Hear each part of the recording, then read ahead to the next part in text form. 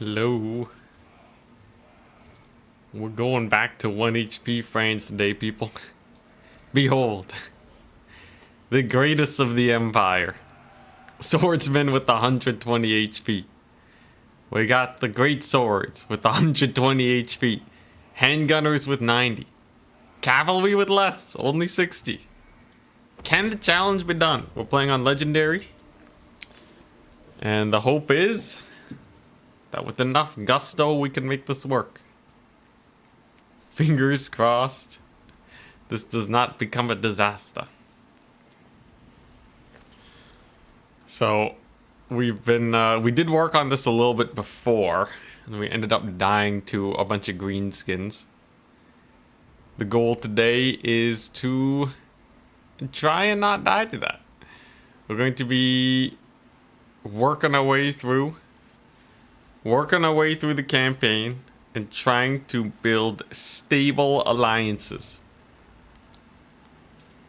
That's what we're hoping for. Can you please do a Tzeentch multiplayer stream? Eventually. I don't usually, I don't have a great time with Tzeentch though. I'm not the biggest fan.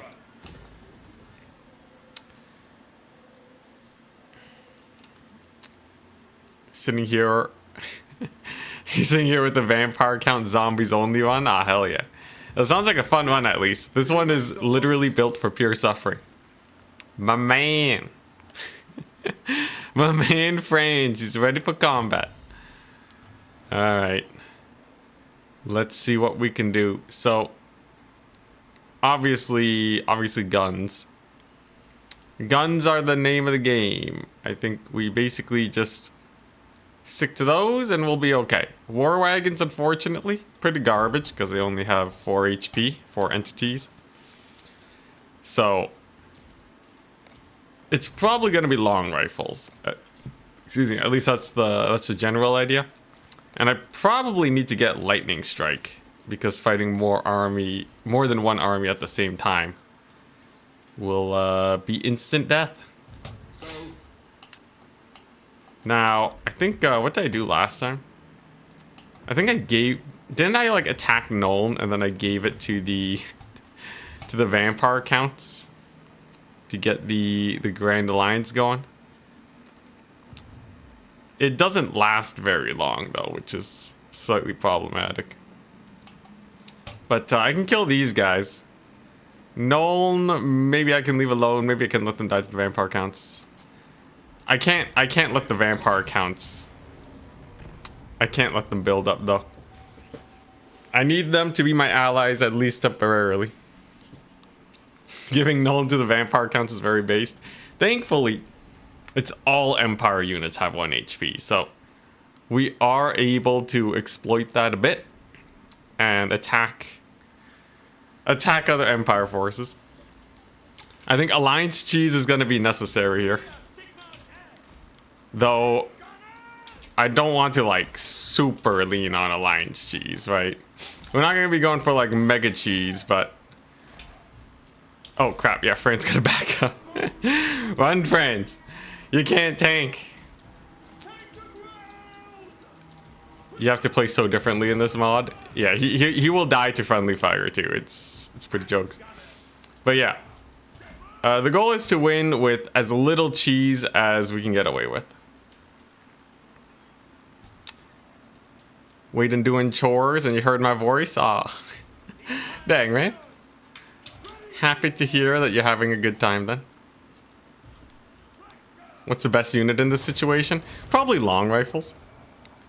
We basically gotta kill them before they get to us. So you can see these guys also have no HP. They do have the ability to dodge though, which makes life a little bit more difficult. But we should be okay. Also, by the way, later today I'm playing against Scrambled Egg Special. That'll be extra fun. You see, bullets. Bullets are great here.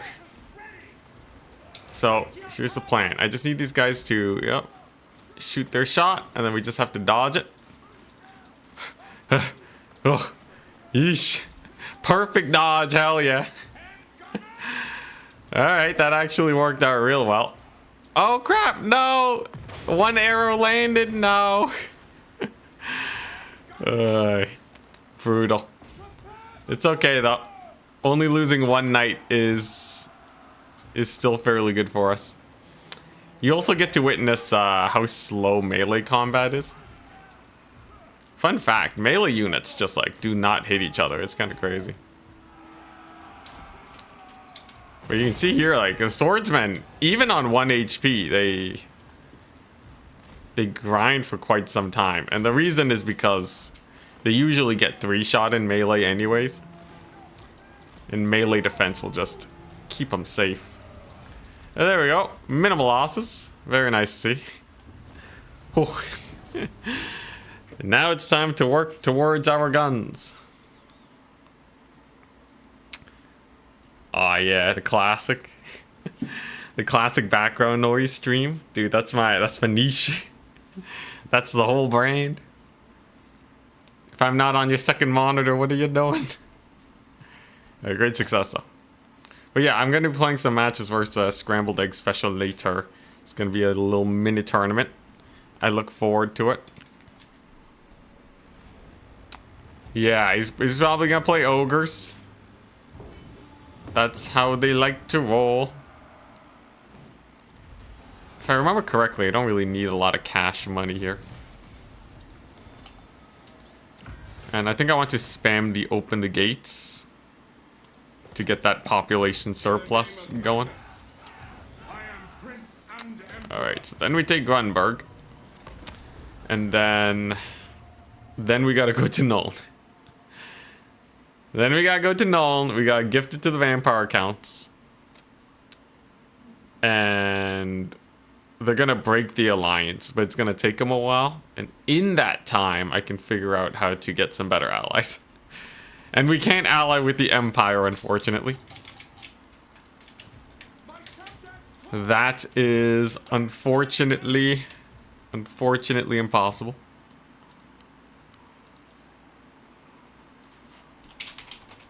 All right. Oh yeah, you want to learn how to zoom out like this? I think if I do this, I'll get the link. Come on, you darn bot. Does it not work? It works. Yeah. There's my video on how to set up debug camera. Very convenient and doesn't require mods. It's a built-in setting, but it's hidden. Alright, this battle should be quite similar at least. What about ally with the Dowie?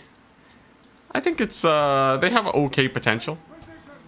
The thing that worries me the most about allying the Dowie is that they're oh, these guys gonna brace? I think they're bracing.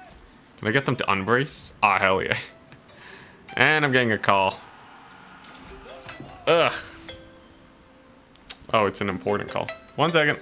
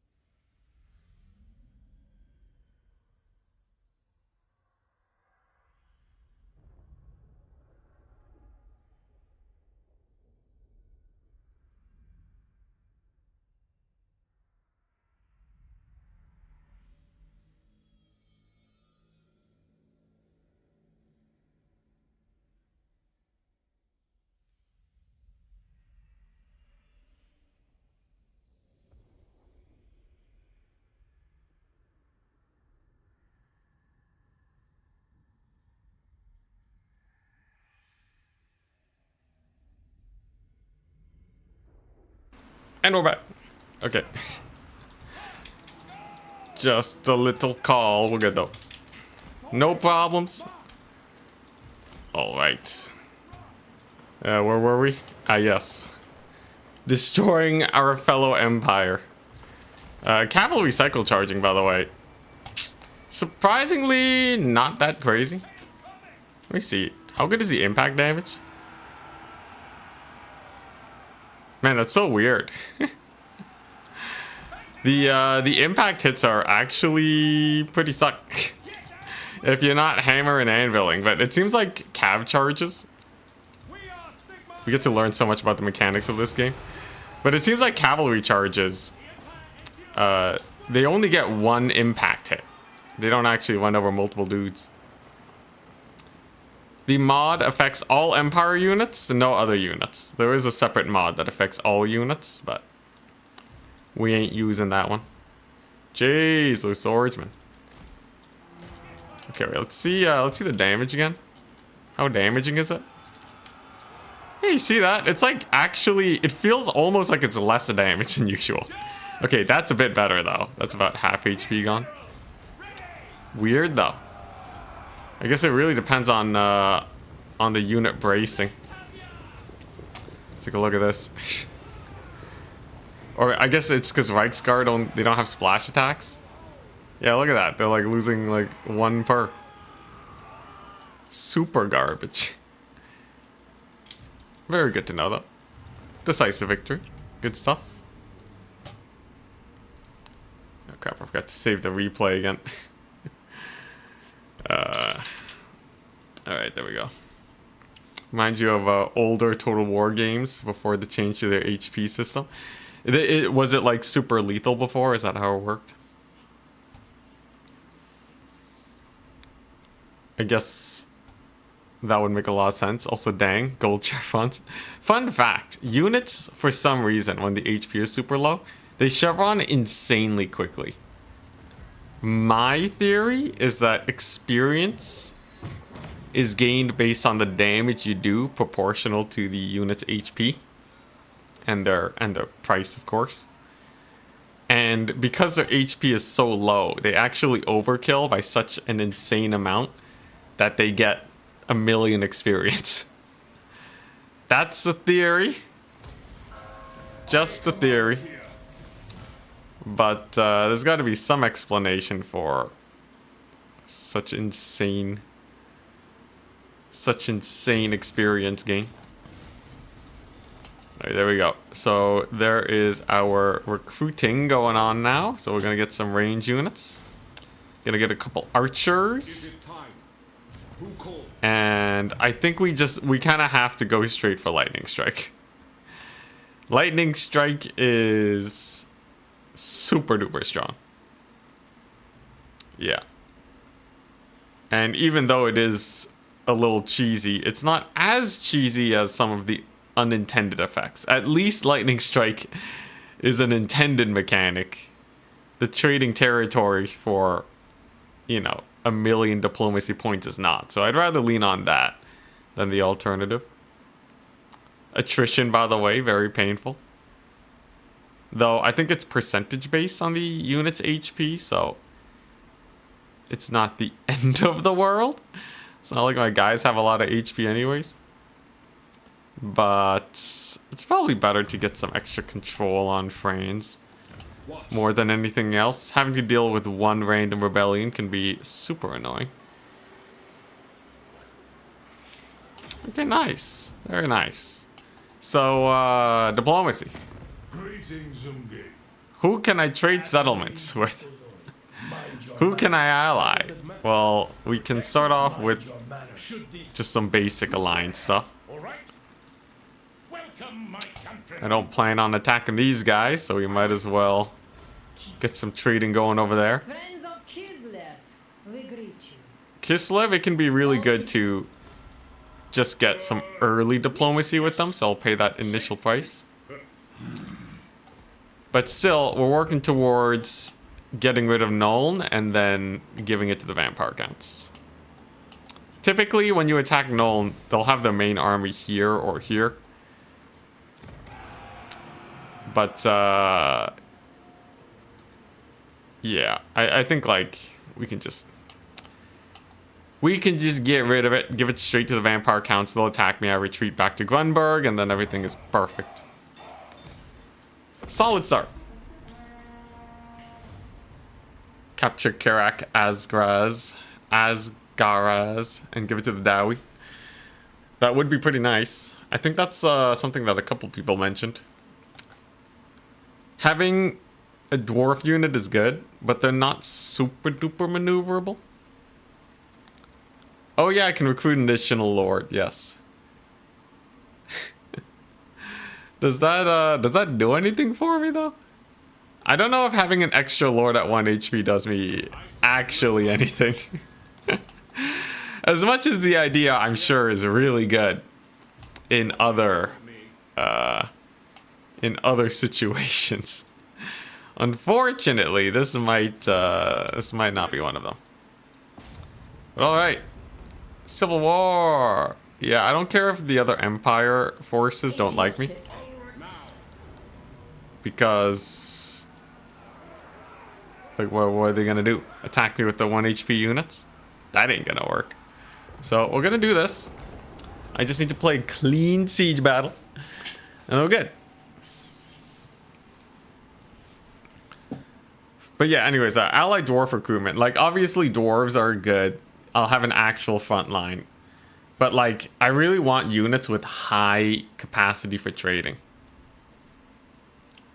They need to be able to uptrade an absurd amount.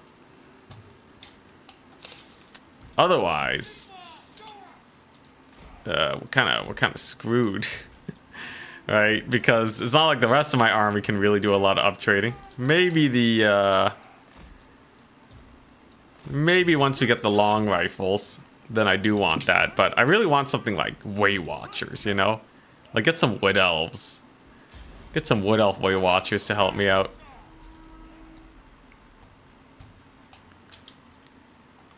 Ah, hell yeah. Yeah, I love I love AoE here. By the way, Flock of Doom does like 2-shot infantry now, because it hits 25 entities per tick of Flock, and of course they all have 1 HP, so it just deletes them. Pretty jokes. One day you'll try reworked Frains or Gelt. I wonder how that Imperial Authority works. It's pretty fun.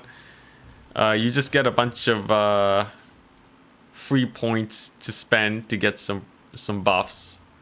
It's similar to like many other mechanics, but yeah, you know, think of like the Zinch books and all that, right? Just extra resources you can get for campaign buffs. Definitely Empire though. Them being able to fast track to tier 5 is kind of crazy. So you can enjoy a little bit of a shorter campaign if you do that. You catch Turin stream last night? I did not. What went down? What happened on Turin stream? Was something big happen?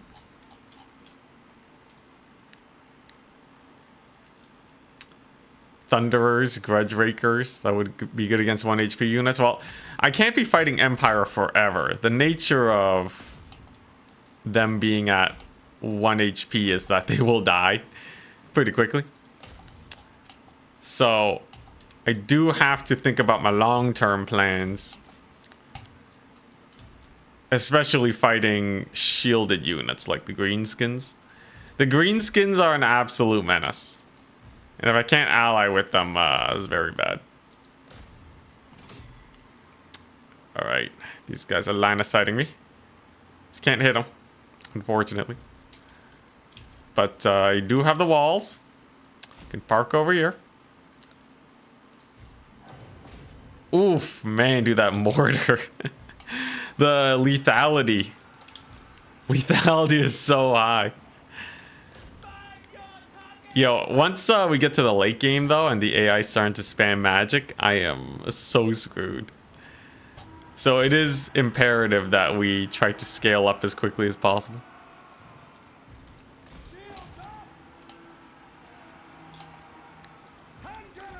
He did big Fimir versus Araby mod battle at the end. A mod battle, dude, that's crazy. Turn playing mods now? Yeah, that'd be so crazy. Imagine if we got a modded faction added to the tournament faction pool. The problem is though, is that the mod maker would have to continuously support that. So I don't know how I feel about that. But it would be pretty fun. There was a time when we actually did have a modded tournament for a hot second. And it worked out fairly well. I remember playing Araby with their flying carpets. It was very fun. What's the game plan? Only artillery? Well, we know the Hellblaster volley guns, right? Volley guns are very good here. They, of course, have very, very good DPS. But they are a little bit expensive. So, probably more of a late game option. I think long rifles are probably the most economical damage to... yeah, they're probably the best in terms of damage to gold spent, I would say. So I think we'll be sticking with them. Alright, we're gonna need to back up here. These swordsmen have caught my archers, but the guns are ready to fire. Unfortunately, is that line of sight? No, these ones are shooting over there. Come on, shoot them! Just shoot!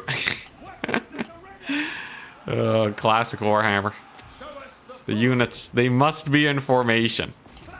They refuse to fire until all is perfect. And for that, this unit of archers is gonna get murdered. Bro, come on, man. What are you doing? Whatever. One day Sia will fix it, I'm sure. Yeah, Vampire Coast. Yo, Vampire Coast was much better in Warhammer 2. Those are the glory days. Back before CA decided to improve the game system by changing it in ways that it should never have.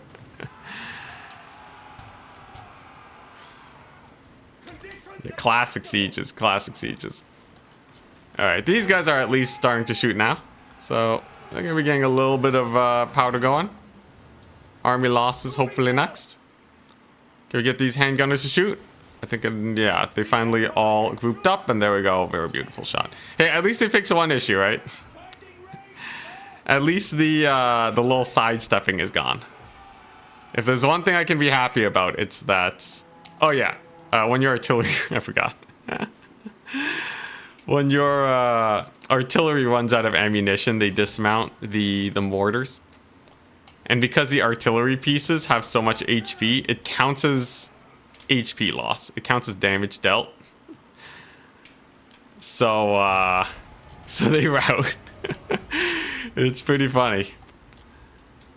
Just something important to note. I'll be fine, mostly. But, yeah, don't expect the artillery crews to stick around.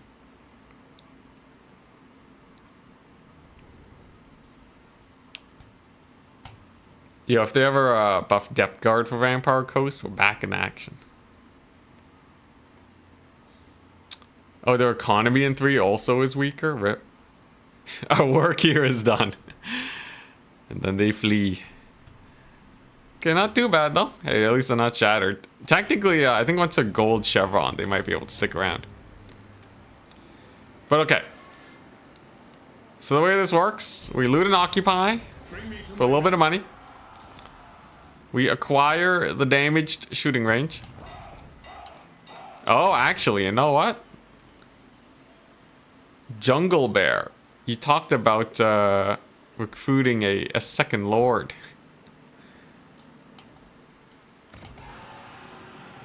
I'm not going to do it at Helmgart. But I can. Actually, you know what? I probably could have done it to take Uber Strike. Maybe. I don't know. It would take a while. And it would cost a lot of money. But what I can do... Also, wait. Master Engineers are probably insane here, right? It's either that or Huntsman Generals. Maybe I go for the Huntsman General. Leadership effects. Passive Tactician. Gives reload skill. Reinforcement supporting this army. Okay, sure. Nice. The only useful thing here is that reload skill, but reload skill is so important. But yeah, I do actually want to get this guy because Free Company Militia is the highest HP range unit I can get. And the pistols hurt. So that's pretty nice. Now the question is, do I want to fight Elspeth? With the Hellstorm Rocket Battery? Probably not right away. Probably not immediately. I also have to be a little careful about the Vizard. If the wizard dies,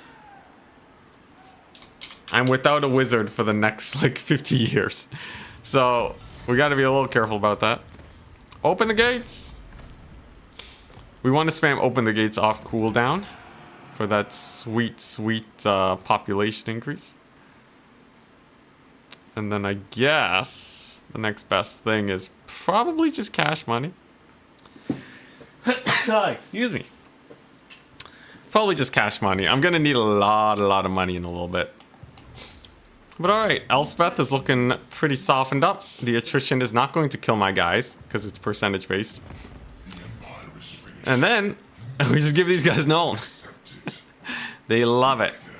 They love it so much. They're willing to give me all their money for it. And then Elspeth is going to retake Nuln, probably. And then I just let them fight. It's perfect. Obviously, this is backstabbing someone that would typically be your ally, but like I said, she only has 1 HP. She's not important to me. The question is, do I want to build an outpost? Last time I built an outpost in the Vampire Count's territory, they broke the alliance, so I think we'll pass on that one. Yo, if I can get ogres, they're too far away though.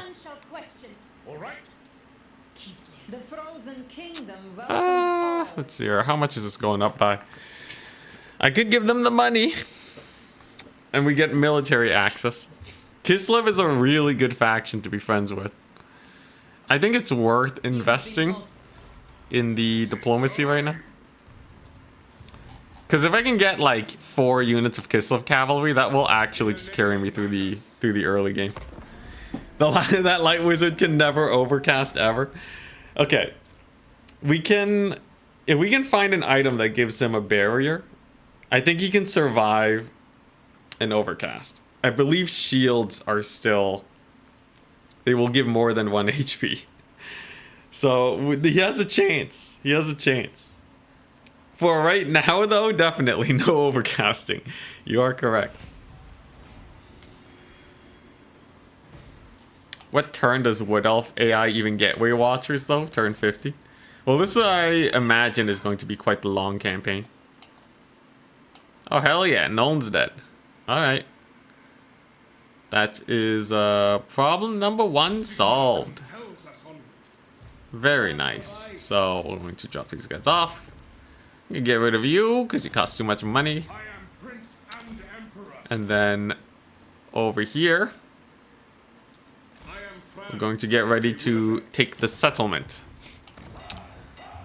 Now, how quickly do I want to recruit? Honestly, I don't want to lean on my Free Company Militia for too long. They're nice and all, but they are by no means, absolutely by no means, our perfect unit. We need to start spamming long rifles as soon as we possibly can. Pistoliers, by the way, can also be very funny. But, yeah, I gotta get to tier 3, so I can probably get rid of this. I can probably get rid of this building soon, actually. I just need to recruit a couple more Free Company and we're good to go. Gotta be very careful, though. This campaign is quite the tenuous situation. Got the camera fix working. Do you ever need to update or redo it? Nope. I haven't changed my debug camera settings since I got Warhammer 3. I had it set up in Warhammer 2. I just copied the same settings and it works. Don't know why it's so hidden. I feel like a checkbox in game would be better, but so be it. I guess it's meant for debugging, not actual normal gameplay. So that's probably why. Anyways, we're gonna have duplicate buildings for a second. That is totally fine by me. And then is this useful? So I can get an engineer. Engineers generally are quite good. They got a sick range attack, but the lack of HP is pretty worrying. Now, yeah, they can increase mobility though, and the warrior priest will also be really good. It's probably worth getting them. I just can't afford to lose them ever. Should be fine. Alright, so we got a pretty scary Empire army here. They're in March stance though, which means that they're pretty tired. And okay. That's a lot of archers. So this is definitely a situation where we're going to quick save. I don't plan to save scum a ton, but I will reload if it just means I'm going to have to restart the entire campaign. So what are we looking at? A lot of archers. They do outrange the Free Company, but if I can get them to run from my Reichsguard or shell them with my artillery, I should be okay. And in general, the Free Company can get a lot of work done. Free Company are the absolute destroyers of worlds in this situation. Impossible? Surely not.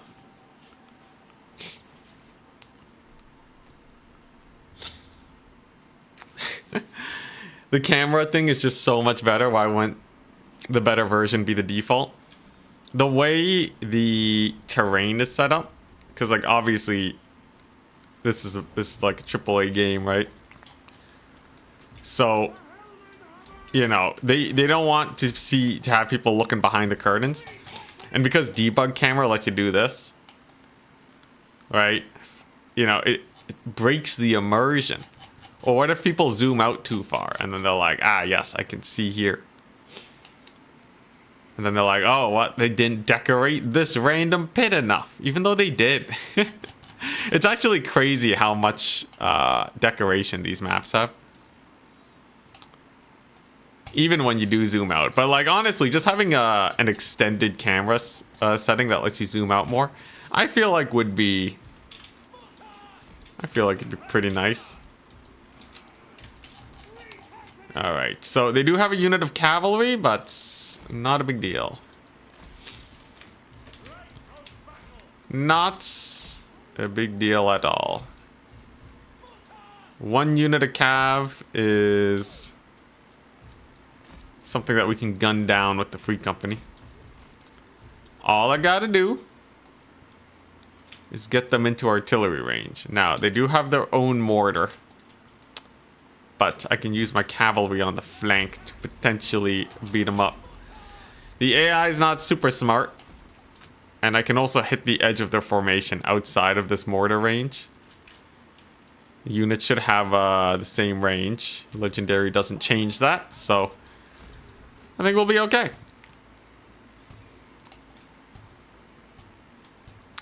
Yeah, having a way to not clip into the ground with the debug camera would also be really nice with thumbnails. But whatever. Whatever, man. Oh yeah, last time I had a different wizard. Didn't I have a Wind Blast wizard? They were clutch, man. It just deleted these guys. Now we're stuck doing this.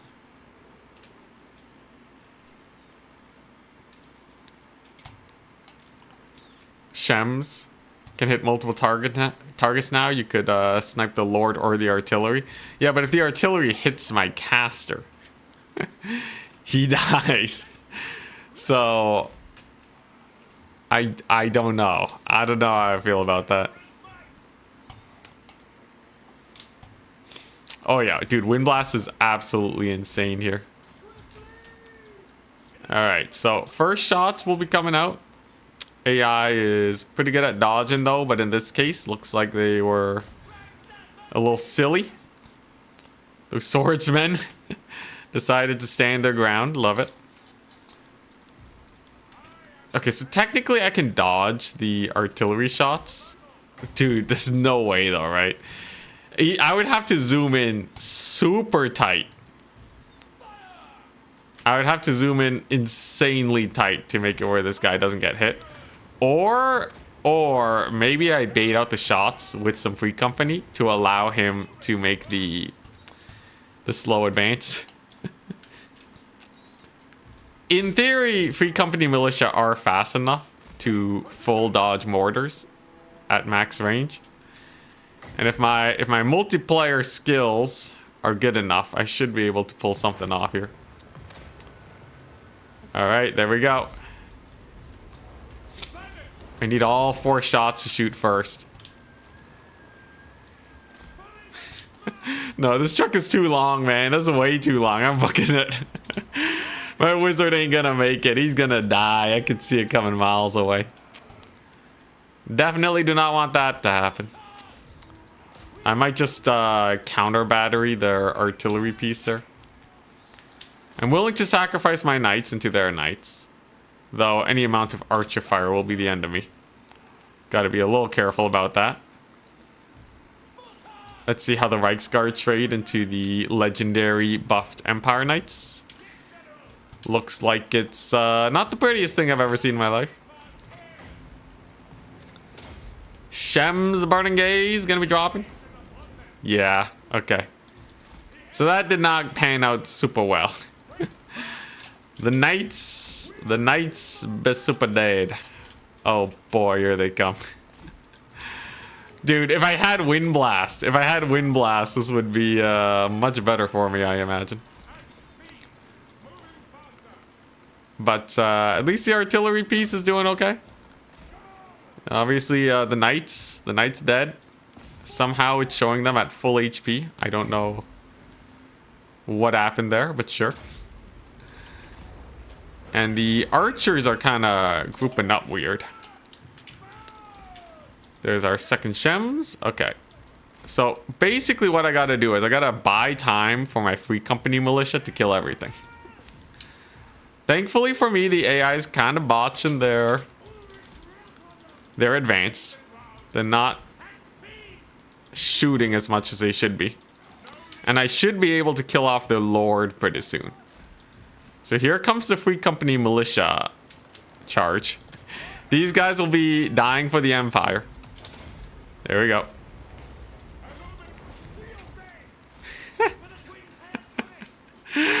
Oh, what a guy. Alright. Get him, free company militia! The men of the Empire are dying for you. They're dying to buy you time. Oh crap, one free company militia was slowed to the party. Oh boy. Okay, yeah. I think this was only possible last time because of the Wind Blast. This is going terribly. I'll probably need to retreat from this battle and fight him without the settlement support. Yeah, where's it blew up? I didn't even overcast. I don't know what happened. Alternatively, if I barely win this, I'm gonna keep going. Oh my goodness, dude, this is terrible though. I almost want to restart for a different wizard, but I think we can make do with the light wizard. He will eventually get banishment too and nets, which is very nice. Also, I like how the wizard died without killing off the lord there.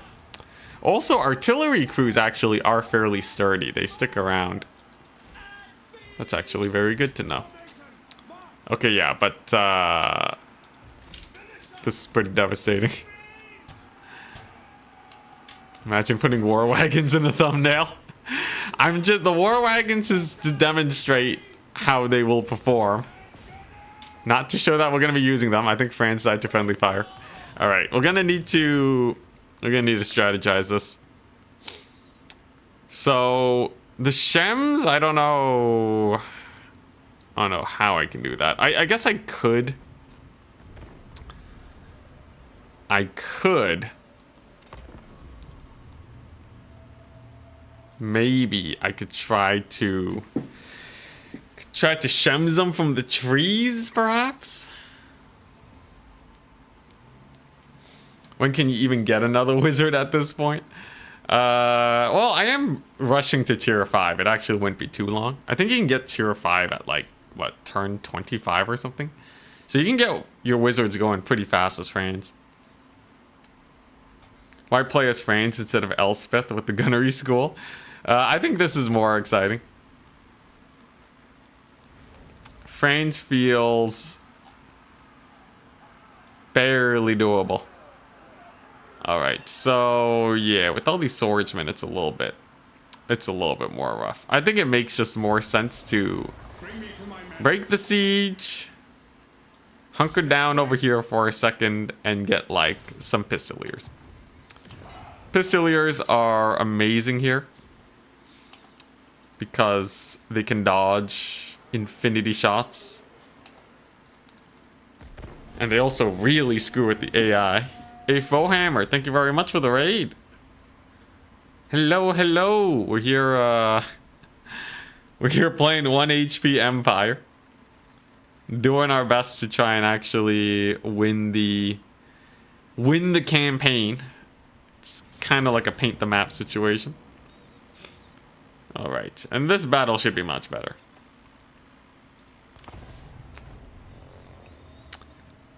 Elspeth would be interesting. How would you deal with the vampires? Well, I think you would run from them, kill Franz.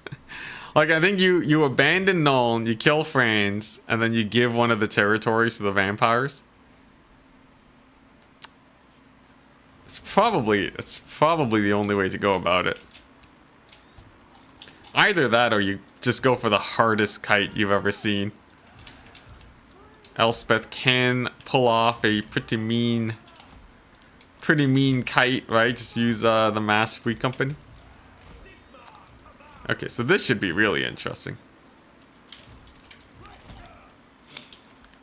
We're using some sick tactics here. I got the free company ambush at the ready. We got some cavalry over here.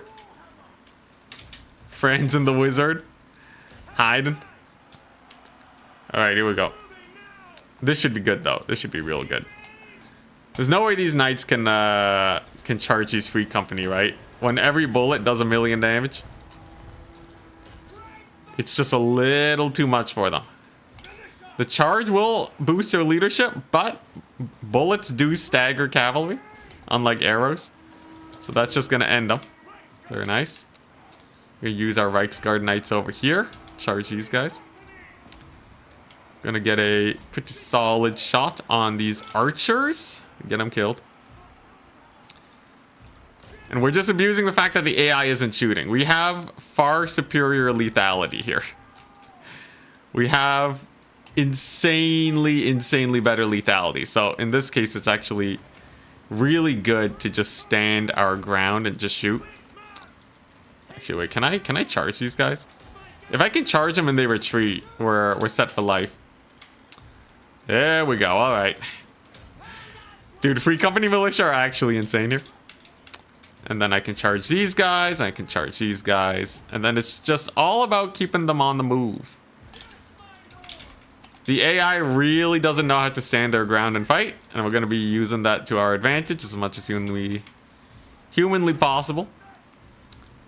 Maybe get a nifty charge on the artillery crew. Because as you know, if we dismount it, they will instantly shatter. Got that Lord kill accidentally. Very nice. Okay, there you go. And they should dismount very soon. So I can just pull away. Oh, hell yeah, dude. The free company are sick. Last time I did not use free company militia. Because I figured that they would die too easily. But no, they're kind of amazing. Ooh. Oh, man, that charge. It was actually all the falling damage. There is fall damage in this game, by the way. In case you did not know. But that cav charge. All of it was basically the fall damage that actually got work done. Very nice to see. Then we're gonna bully the rest of the handgunners, and then army losses should be very soon. This battle went extremely, extremely better for us. This went basically perfectly, although it is not done quite yet. I may also lose my knights. Yeah, Free Company Militia, especially on Volkmar. Dude, Free Company Militia will last you till the late game with Volkmar. It's great. Oh, geez. All right, there we go. We did it. Very nice. So, I believe if I kill the artillery crew here, there's a chance I will get the artillery piece stolen. We're gonna go for that. See if we can get it done. Hey, cavalry's so much better at chasing down units now that now that they actually one-shot dudes. I guess super lethality fixes at least one problem in this game. Success! Yeah, heroes and such can fall off walls and die. Fall damage is brutal. That's why high ground advantage is so good for cavalry in the multiplayers.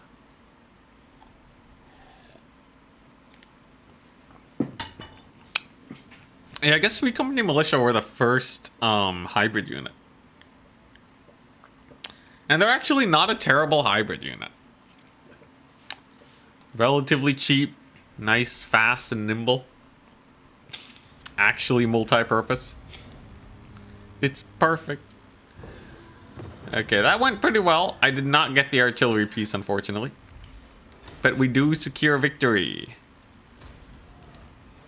And that means Uberschreik shall be mine. And then we're just gonna, yeah, take out that, and then we're gonna loop up and beat up Warris. Now, we obviously don't want any Empire friendliness here.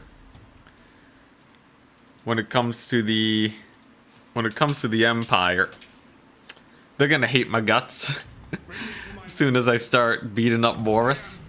So there's no point sticking around with that. The winds blow in favor. This guy. Okay, what can we get early on? Like nothing. But if I beeline banishment, maybe it'll work out. Here's the thing, like obviously getting a shield item is really good for this guy in France. But they're still gonna have 1 HP. I'm not gonna be able to send them in combat until they're fully decked out. So items in general are actually much, much worse than usual. Instead, we're gonna get the Net of Ammontok. Net of Ammontok is amazing, but I can't overcast it without risking my wizard's life. It's still good though. It's still good. Open the gates again. Very nice. So now we can take Uberschreik. Gonna have to play the battle, obviously. But yeah, barrier items, I believe they still give the same amount of HP. But like, without resistance stacking, you know, like one volley of anything is gonna kill you, right? One archer unit can absolutely do 500 damage to France. Unless he has like 80% resistances. You know, maybe if you get like the Sword of Cain going, then France will be able to cook pretty hard. It's like a fully stacked Sword of Cain, but until then, you know, you ain't gonna do too well.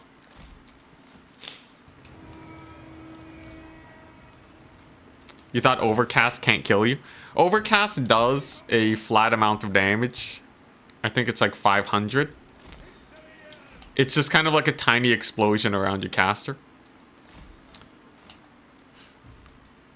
So, yeah. It can absolutely kill you. It can absolutely, most definitely get you murdered. But it typically doesn't one-shot your casters because it doesn't have, it doesn't do that much damage at the end of the day. Yeah, it can kill other units too. You definitely don't want to miss casting your infantry. But the damage is pretty minimal overall. I definitely I don't lose any rest worrying about miscast damage in multiplayer. You kind of just accept that it's worth it to cast, to overcast spells most of the time, you know? You once killed Charx's cavalry with your caster exploding? Oh, dang. Dang, the suicide bomber caster strat? Pretty nifty. Woo! Alright. There you go. Ultra lethality. Now, I gotta be careful that the crossfire doesn't friendly fire my guys to death. But looks like it's gonna be another victory for us. The Empire holds.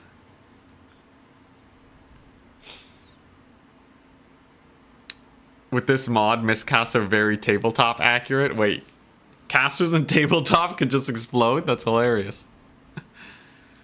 He played an orc player yesterday and his great shaman miscast and blew up half a unit of black orcs. Oh my goodness.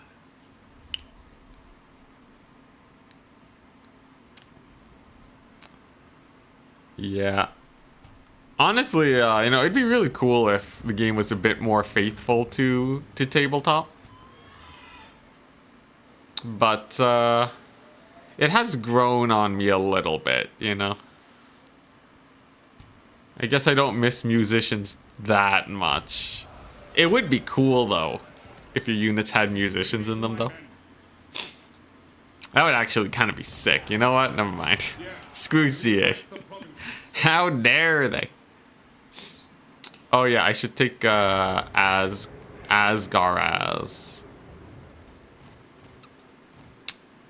I guess I will go for the speedy engineer. All right, you have one task, and that is to somehow settle a settlement all by yourself. I guess he's scouting it, and the settlers show up after. That probably makes a lot more sense. Franz. He's probably gonna die a lot, so it's good to have his wound recovery time a little low. And okay. Not too bad, people. Not too bad. And if they ever attack Altdorf, I'm gonna have a couple zombies there for a bit, which will account for more HP than I will have for the entire campaign. But yeah, the plan is I gotta kill off Boris, and I gotta ally with... Honestly, I might just give Asgaraz to these Wood Elves. I might just do that. Do these guys want Helmgart? Not very much. I'm gonna save Helmgart for when I really want to get an alliance. Oh dang, these guys do not like me very much. Okay. Yeah, I can't let the Wood Elves declare war on me, guys. I am 1000% a dead man if they declare war on me.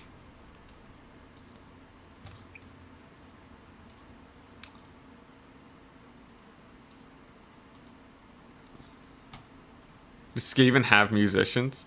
On tabletop, didn't all armies have, didn't all groups of units have musicians? Wasn't that just a thing? A quest has been issued, mighty lord. A great adventure beckons. Yes. This is a Norskin battle. If I fight it, I will have to face actual HP.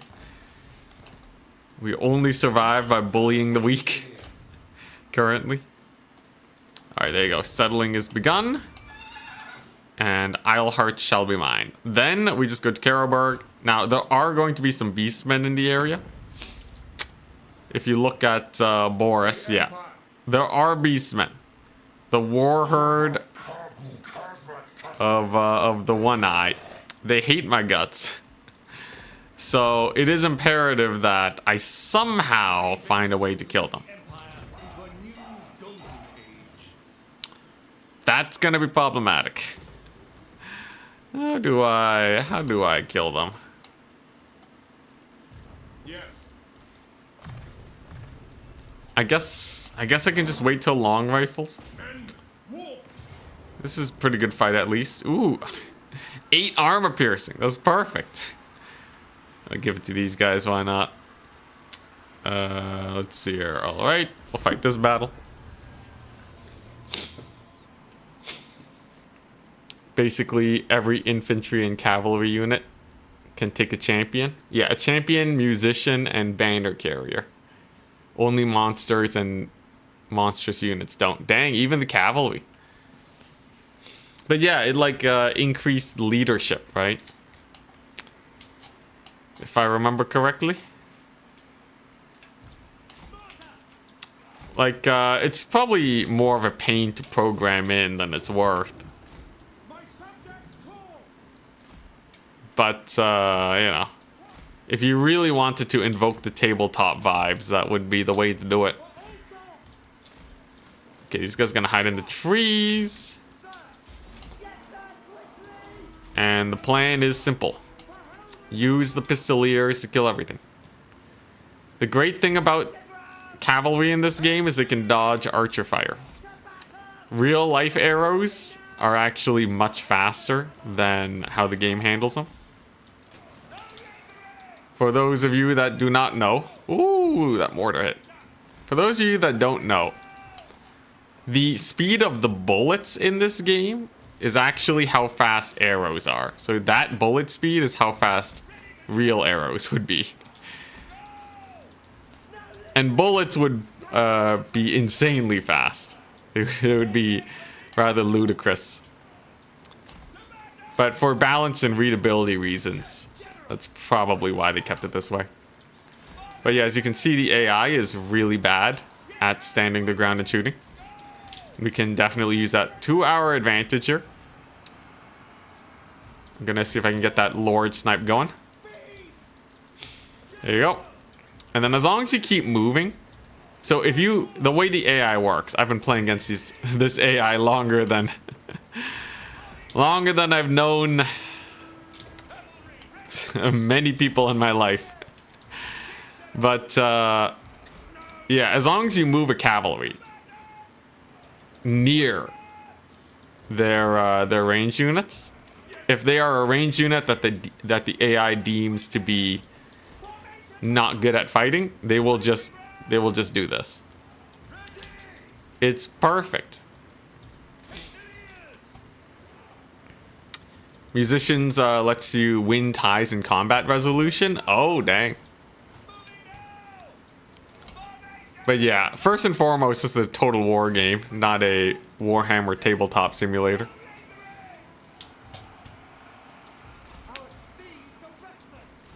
Honestly, that would be sick, though. If someone made like a Total War-esque game, but it's like trying to stay very faithful to tabletop. I think it'd be nifty. It would cost a lot of money to make, absolutely. The Spirit Leech insta-killer units. Ah, that's where understanding spells comes into play. Spirit Leech does damage to one entity at a time. It ticks for about 7 seconds. So Spirit Leech would actually only kill 7 of my entities. It would insta-gib Franz, though, as he has no HP. But in general, Spirit Leech is not that bad. The real killer is Flock of Doom. Flock of Doom hits 25 entities per tick. And it will hit for, I think, 6 ticks, was it? If I remember correctly. So that means it actually just one-shots everything. We absolutely cannot afford to get hit by Flock of Doom. If the Beastmen have access to it, I will need to position my units very carefully so that it does not kill everybody.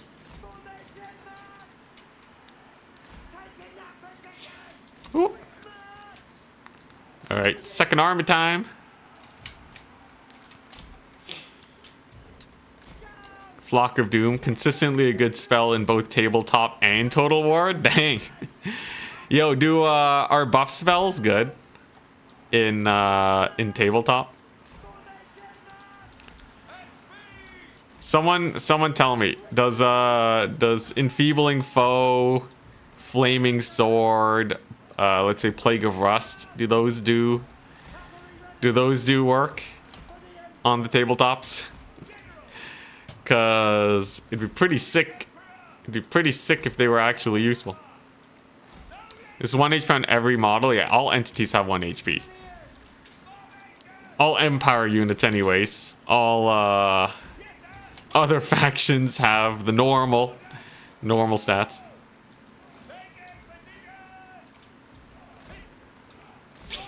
Buffs are great because they last until the enemies dispel them. Wait, what?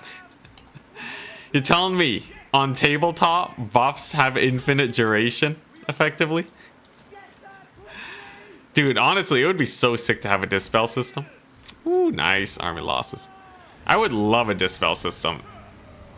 The multiplayer scene desperately needs it. Ah, yeah, there we go. Good stuff. Yeah, I definitely... The game suffers from being part of the Total War series. Obviously, it's much easier to make. But 10,000%. The limitations of Total War, the gate bug, the unit jank, them having never played around with how magic systems work before, all holds back, sadly. It's not the end of the world. It's still a great game, but yeah. Make buffs permanent, but you can spend wins to dispel them. Oh, dude, that would be sick. That would be sick. The dispel system has to be... It has to be a little smart, though. I could see some dispel systems being real jank if not implemented correctly. I command here. Okay, nice. Bring me to my men. Very nice. This guy should just attack me because they have no more armies. I don't think they siege. And France can finally get lightning strike. Most important spell in the game for me currently. And I can open the gates up again soon. Things are looking up. I'll have my tier 3 guns very soon. Not too bad. I just need to make sure that the diplomacy with the wood elves goes well. And then setting myself up for a solid enough late game.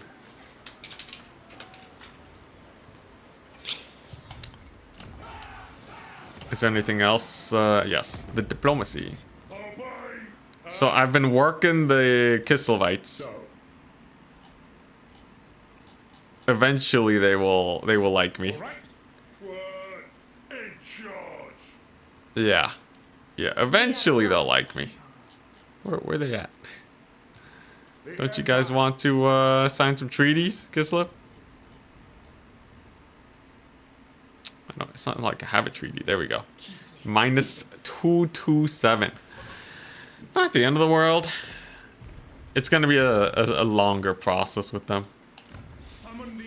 Alright, that's pretty good. Income is pretty good. Alright. We're doing it. Slow and steady wins the race. It's weird how little CA has expanded on the magic mechanics. I think it's one of those systems that they don't want to touch much. It's like one of those core systems that was built in so many years ago that, yeah, it just becomes not worth it. Similar to like why it takes them so long to fix range units, because yeah, it's a lot of code. It's a lot of code to dig through. Going into the internal mechanisms, it's much easier to just build on top and get a DLC and get your payday. As, of course, it is a business at the end of the day. Ever fix Renaald's blessing always failing to give you more wins of magic? Oh, yeah. I have no idea. Is it even in the game anymore? Did I get a magic rolling thing? I don't know, man. I don't even know if the mechanic is still a thing. It is still a thing, right? I'm not going crazy. Did I just skip it? Did muscle memory just skip it? Oh my goodness. But I don't know. Maybe they fixed it. They did put up a Reddit post a while ago saying that they would work on fixing more bugs. Fingers crossed they actually like fix the gate bug or something. You think Ruby Ring of Ruin is meta with this mod? Or in or on tabletop? Today was the first time I used Lightning Strike versus Orcs.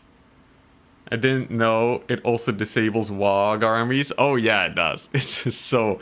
Lightning Strike's one of the most OP mechanics in the game that works as intended. They did nerf it. It used to only be one skill point back in the day. But yeah.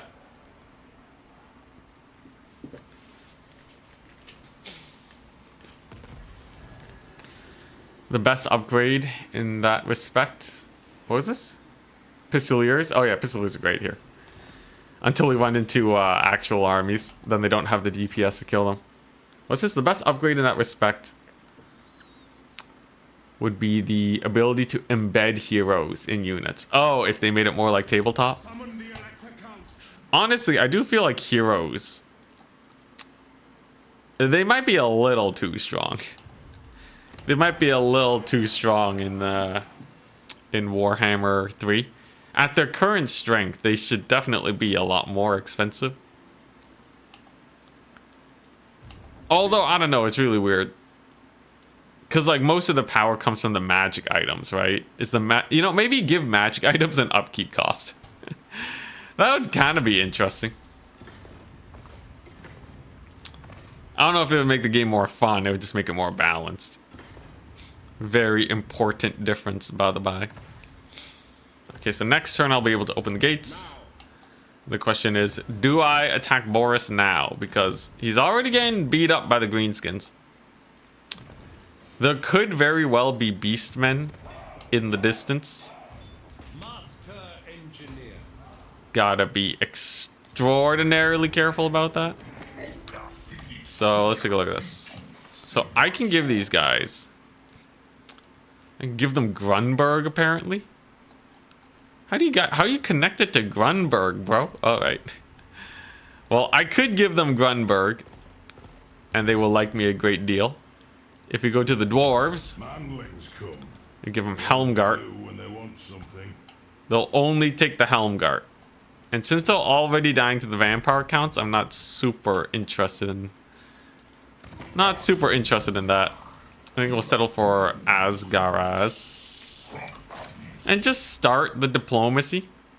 Get Dorothy to just begin enjoying my presence. And then I can set it up so that eventually I can give him... I can't give him Uber Strike. I have to... It has to be Grunberg. What a guy. Alright, well, we can work him a bit later. But yeah, I need Durthu to love my guts. He doesn't like that I have treaties with the dwarves and the undead. But given enough settlements, he will keep me safe. He might even keep my territory safe. Once I've given him Grunberg. But I think what I really want to do right now... Do I even need to kill Boris? Like, I don't think killing Boris does me anything. I guess it lets me give his territory to the Greenskins. But also, he's a fairly nice buffer state right now. Oh, problems. Okay. Interesting. Random old commander guy has as much health as 200 fit fighting men, and he hits like a truck. Yeah. On tabletop, I'm pretty sure heroes weren't that strong, right? Like, they only had like 3 wounds, right? Like, a dragon only had like a handful of wounds, right? I am Prince and Emperor. The way that they were tanky was by embedding them in units. And like, get down sir mechanics. Ready. Having some buffer between Norska and Festus is probably good, yeah. I do think with the mass long rifles, I can at least compete against them. Mass long rifles and lightning strike. But yeah, I guess it saves me from having to deal with Boris for a little bit. It's just I'm gonna be idle at Altdorf for a little while. And this is still like what, 6 turns away? It's not the end of the world. Yes. I'm so tempted though. I'm so tempted to go with War to Boris, sell them to the Greenskins, and then the Greenskins leave me alone for just a little bit longer. Who are his allies anyways? Dude, the guy has no allies. He has no standing armies. The guy's asking to get murdered. Alright, you know what? No, sir. Okay, that's fine. I don't need the vampire counts. Okay. We're making it spicy. We're spicing it up. Boris is gonna die. But this is for long-term prospects because I want him to... Or I want his territory to make the Greenskins not attack me for those 6 turns. Because they hate my guts right now. They're very likely to be my next enemy. Yeah, they're super likely to be my next enemy. I can't afford to have them jump my guts before we get the long rifle span. Everything hinges on that. So sacrifices shall be made. Can I get these guys to move? Dang it. Oh, they're shooting. Jeez Louise. Okay, Pistolier is having a bit of a hard time. Hey, those archers got massacred, though. That's pretty nice. Dodge it. It's okay. We got the multiplayer jukes. Most of the Pistoliers will be able to survive. Love it. Okay. Yeah, these crossbowmen, are they gonna skirmish mode it? I swear, they should. What if I feign a charge? Holy crap. The AI has learned. What if I get real close? Are you gonna skirmish mode it? Huh? Something about crossbowmen instead of being archers is making them not skirmish. I don't know if it's like a threat level thing. If I turn on threat level.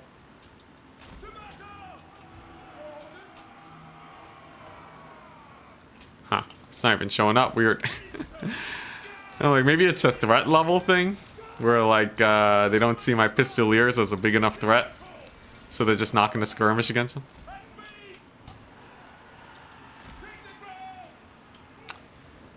Games get a lot less fun when you're repeatedly showing them not working. Yeah. A little bit of jank.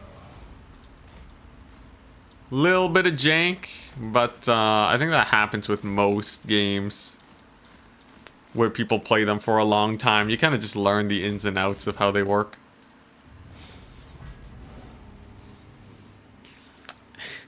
Hey, Dangler, what's up? Oh yeah, I saw your message earlier. Yeah. Giz Boris and Wheeze won't bash ya. Fingers crossed. Give me 6 turns and then I'll give you a good fight, Greenskins. Also, yes, the power tripping is a big appeal for Warhammer. I do wonder if there's even a big enough audience of more hardcore players. Is there a big enough audience of hardcore players where I can convince CA to introduce some difficulty modes? Oh my goodness, so worth. Super worth. Give me that. Give me that money. I got them to pay me. Alright. That's amazing.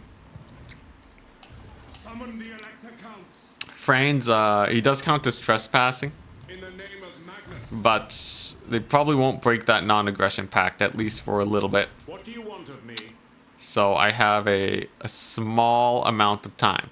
By the way, light of battle should rally units. CA, please. That would be sick. Light of battle should be normal cast, unbreakable, overcast, rallies units. For now, I'll settle for the unbreakable. So, I got lots of prestige. Tier 3 is on its way. And then, quick diplomacy. Welcome. Yes, I can join wars. I forgot about that. What I should really be doing then is I should go to the Wood Elves. My good friends. And say, what if... Oh my gosh, dude, no one is at war with anyone. What if I go to Kislev? This is actually quite important. I need to find all the minor factions that are on the verge of dying. That way I can join war. What? Onward. Dang it. Oh, I did it too late. Everyone's finished their wars. Well, I'm sure there'll be more soon enough. Yes. It is the namesake of the game after all. But yeah, that can definitely help diplomacy quite a bit. AI generally, they do really appreciate it when you go to war for them. Oh boy. The Wood Elf thing, the Wood Elf situation is super sketchy, right? So look at Durthu. He's kind of insane right now. I need the vampire counts to break the treaty before Durthu does. So as long as I keep Durthu happy, we're good. I might even go for a minor payment just to really get into his good graces. Just as a safety measure. I have enough money to get the long rifles anyways. So fingers crossed. Fingers crossed we'll be okay.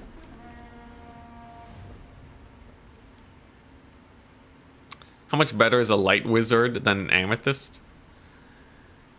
Light wizard is, I think in this situation, better. Because of the net. We're going for a pretty heavy gunplay here, so the net is kind of required. Threat level is not allowed on this difficulty setting. Oh, that's funny. I love how CA think threat level is a useful metric. I guess maybe slightly, if you can't tell how elite units are. But it's very often off. That's like if they got rid of the little tooltip.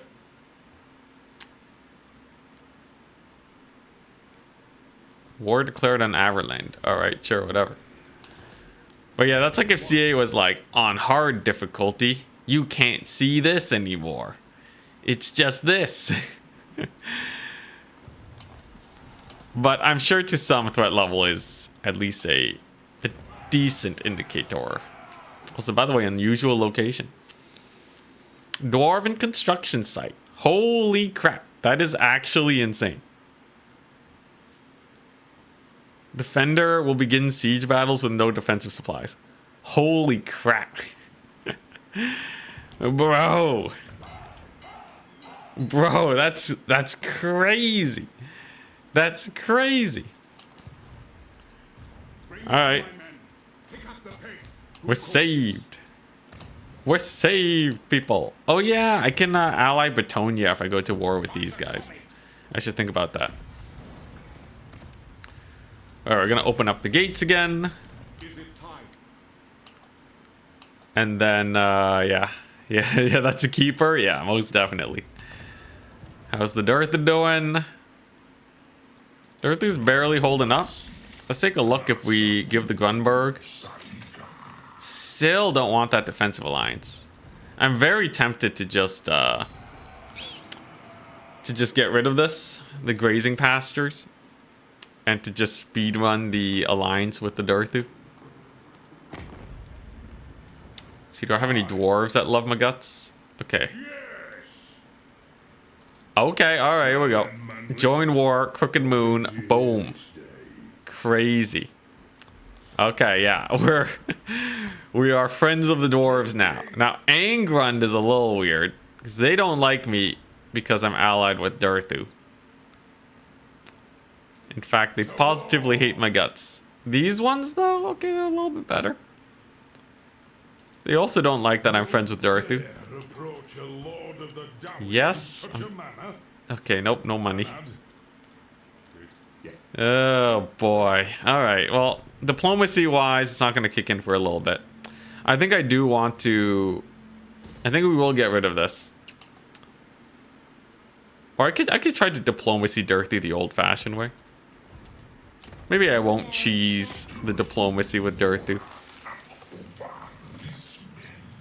I just need to butter him up a bit more. Yeah, there we go. More gifts. More gifts. It offers temporary bonuses. I don't know if this is actually a super good strat. He might just never come around to loving me. But at least this way I don't have to ultra cheese my way into getting alliances and such. Abandon the Ziflin treaties. They always die and are hurting other relationships. Does it I guess if I get rid of the non-aggression pact, right? When did I get the non-aggression pact with them? Because it shouldn't hurt my diplomacy rating if I do it right. Ooh, nice. Okay, so what I can do is I can kill Marienburg. Ooh, and the migration? Hell yeah. Okay, so, yeah, I can kill Marienburg and then give their land to Petonia. So that Petonia loves me. Durthu's doing pretty good. Oh, hell yeah. All right. Old-fashioned way works. Boom, baby. Defensive alliance. I just have to give Grunberg, but that's fine. My eastern flank is pretty sus anyways. Okay, that's huge. Good friend Durthu is here. The dwarves won't hate me too much because of that building that we got set up. It's nice. It's pretty nice. And I just gotta kill off my fellow empire. My fellow empire allies. Now, Greenskins absolutely hate my guts. We still have the non-aggression pact though. The AI typically, as long as they're not like vampire counts or Skaven, they'll honor that. So if I get rid of this, yeah, I have to wait 2 turns. What a ripoff. Should have never had that trade agreement, but whatever. I got the defensive alliance with Durthu, which also means, by the way, nobody wants to fight me anymore. I will not obey. Which is amazing. Pyrrhic victory. Killed just the wizard. What a ripoff. But yeah. Durthu's got my back. Anyone who declares war on me also declares war on them. He's pretty honorable, right? He's not gonna leave me to the dogs. And soon enough, I will be able to recruit something with HP. Even if it's just Treekin. Honestly, Treekin would kind of be insane here. So that's what we are working towards. For this battle over here. Life should be fairly simple, actually. I see a rather stupendous number of cav units. But cavalry is super bad here. So I think we'll be fine. Oh my gosh, dude. I remember when I thought Dogs of War were gonna come out with Warhammer 3. In my blind optimism. During the golden age of Warhammer 2. Oh. How naive. How could I have been so blind? Steal all of Durthu's heroes. Oh yeah, I know that's a thing. I probably won't be doing it though. It is a little bit involved, and we want to try to minimize the cheese that we gotta do.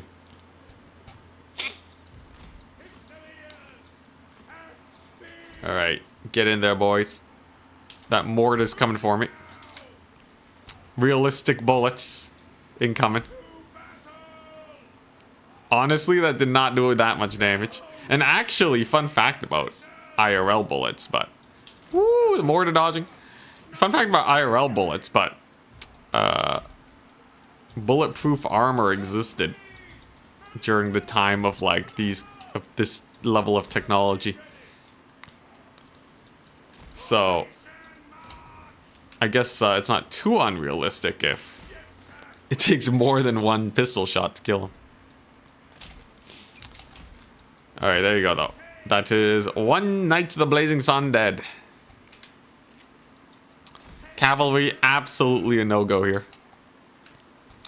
Any stolen hero should get 1 HP. Yeah, I am, if I were able to steal heroes, that would be hilarious. In this case, allied recruitment does give me actual HP. But I'm only allowed 4 allied recruited units per army. And the resource to get them is quite steep. So, it should still be pretty balanced. This guy's gonna shoot or what? Gonna have a couple shots. Yee. Dude, these pistoliers! Shoot them! Alright, there we go. I know the shields also block some bullets. Gotta be a little careful about that. Free Company Militia will do much better than these pistoliers, though. They have over double the entities. I just need to not get brutally charged. Dang it, there was a hill. Oh my gosh, I got completely line of sighted by that hill. AI dumpstered me. Thankfully, Free Company Militia are still the best unit right now. If everything had 1 HP, Free Company would be very close to an end game unit. Dude, that hill though, I had a feeling there was probably a hill, but the AI timed the charge perfectly to screw me there. Honestly, impressive if intentional.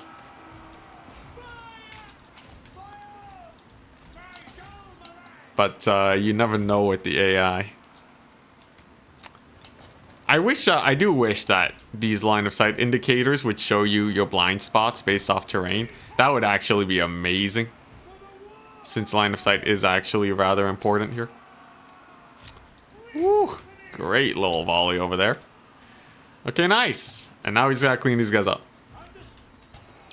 Do all of the Uber Strike 5 have 1 HP? I think only the human... I think only the human has 1 HP there. Or specifically the Empire Captain. But the rest are fine. A little bit of volley here. Very important that we dodge. Fun fact, AI has extra accuracy on Legendary.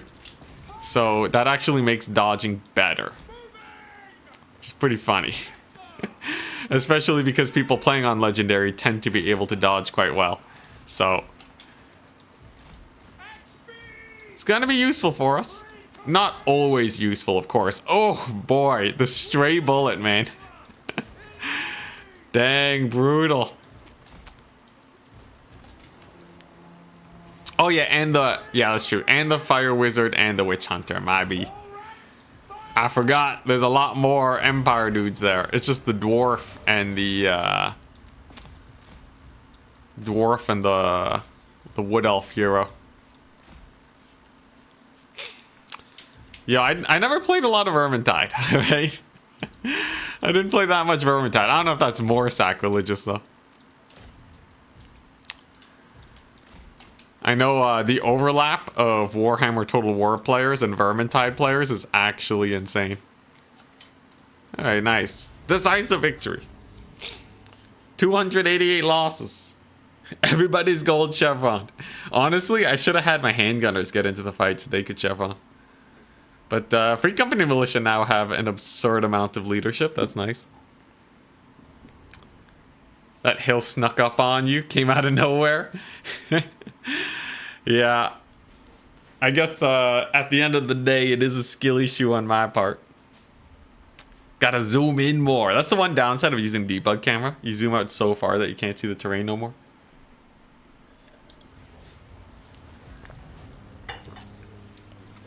Lost a Pistolier. But actually, that's not a big deal.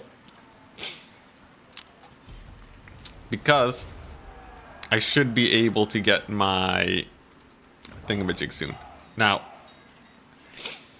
the Greenskins, how are they doing? You want another settlement? I really don't need the settlement. And that's just a free 1,600 gold. I don't get much from replenishment anyways. Yeah, do it. This is great. I'm sure I'll also buffer the amount of time that they want me murdered. And now I can start getting Quartermaster on France. And one more level, and this wizard will have Banishment. Banishment is perfect for us. Darthu loves us. I would say things are going pretty well. Now, is this worth upgrading? Probably not.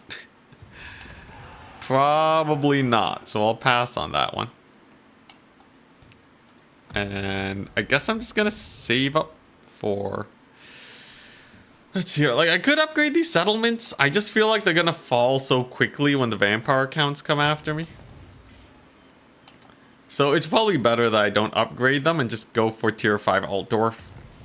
Tier 5 Altdorf is a little scary though, because if it is the only settlement I have, unlike a usual campaign where defending will just keep you safe forever, in here, there's no way I can sit back on one settlement. We will absolutely die if we stagnate. So pressure must be kept up. Hopefully I can clear these guys out quickly. And then Bretonia will love us. And that way I'll be surrounded by allies from the southern and western flank, which lets me focus on the Empire, which is what we've always wanted to manage.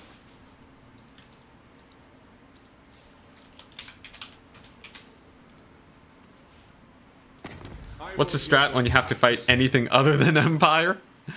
The strat is I'm going to use some allied forces. We're going to use a few allied forces to save us. Is this winnable? I have 6 melee units. They have... Okay, you know, funnily enough, the 1 HP might make this winnable because the heroes will die instantly, but we'll see. But yeah, long rifles, sniper guns, indeed. I need to use a bunch of those and basically kill them before they ever get to me. Maybe using some skirmishers to slow them down. Using the nets from the light wizard. We're great. Any state troops you think are useful? Not really. Basic spearmen can help in the fights versus Empire, but that's about it. Alright, here we go. Is this battle winnable? I can probably do better with my ranged. My crossbows outrange the archers by 30 meters. I believe this is meters. Is this meters or feet? Total War is made by a UK company. So, surely it's meters, right? Then again, Games Workshop. Games Workshop, they work in inches. I don't know, kind of sus. Oh yeah, dude, this one crossbow though is gonna cook so hard. Oh, that's gonna be an amazing volley. Oh, jeez. Absolute brutality. Unfortunately, I'm never gonna catch those pistoliers, but I can distract them for a little bit. Imperial still gets to use in the UK all the time. Oh, so it's like Canada. It's meters. They say meters when using spell ranges. Ah, good call. Very good call. Dang, those impact hits. Oh, okay, now they're landing. Huh. It's kind of weird how those work. Alright, I'm going to need to snipe the Lord here. They've been good at not getting into combat. I thought they would. Oh. Oh, come on, just kill the guy. There we go. Just the one right click, he just disappears. What a guy. Alright. Well, I'll take it. This one crossbow is going to be my savior. They're the only thing that can kill all these guys. Okay, cavalry's dead. And then it's just this archer unit. And the crossbow can technically kill everything here. They just have to finish off the pistoliers before they become too much of an issue. Legendary buffs. They do make these guys land hits a lot more often. Oh, I hate that so much. Why are you walking forwards, man? I know why you're walking forwards, because range is janky. Oh my goodness, they're still walking forwards. Dang it. CA, why? Why is your code so bad? Not your code, but just like the decision making, man. In what world? In what world does it make sense? I guess if they're out of range, yeah, they should walk forwards, but... Why would a range unit want to get within 50 meters? They should just disable the walking forward thing when they get within 50 meters. It's so annoying, bro. You don't think I'm even making it to fight another faction? Oh, we're definitely going to be able to beat the Empire. If anything, the one faction that... we're at least going to see one faction. The one that kills us. Shoot, dang it. Oh my goodness.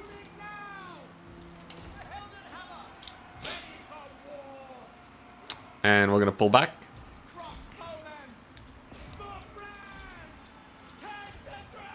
Man, maybe I should give that as feedback.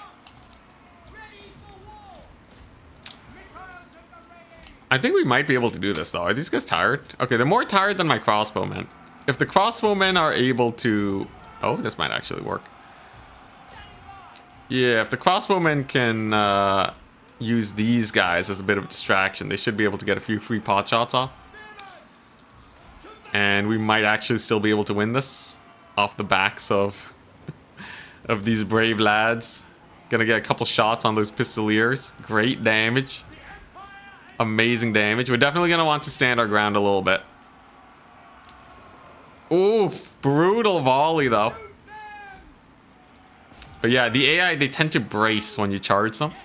So I'm just gonna use this infantry to distract them as long as possible for these guys. Then it's the battle against the archers. Though, like I said, the generally distracted AI, they won't do too well here. In fact, if they get caught by... Nope. They unfortunately did not get caught.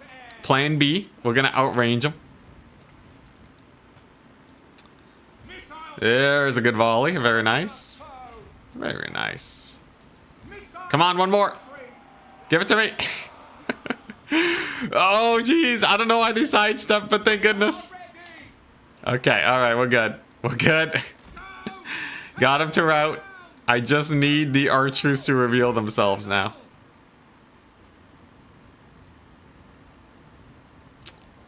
Fingers crossed.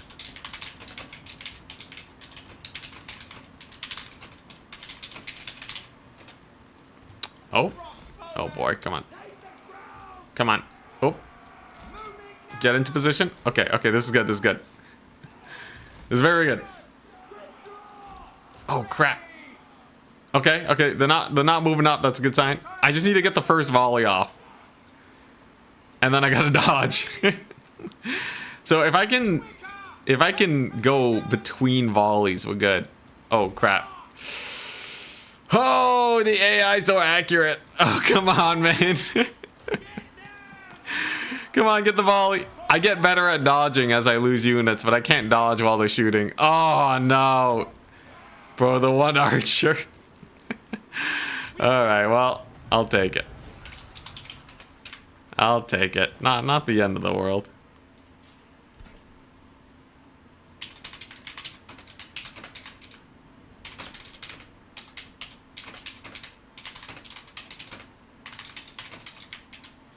Well, GG. Pretty good trade, though. We got rid of a lot of their units. But, I guess I lose the settlement now. Even if they sack it, it's not the best, but I guess we'll live, as long as no one attacks Altdorf, really.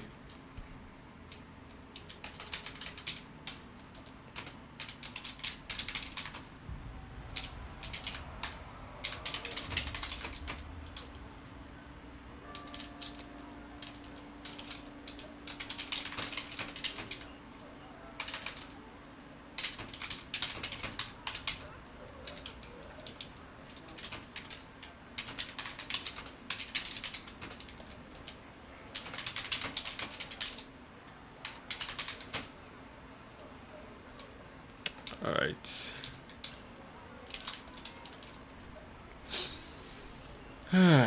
Alright, let's take a look. Yeah.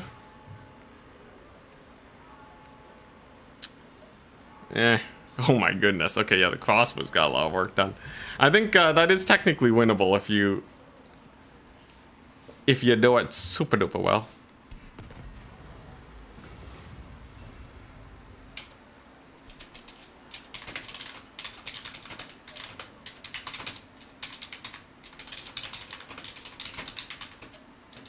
Alright, here we go. Oh, what's this? Fealty? Garbage. Garbage. Nice, we got an allied outpost. Perfect. Okay.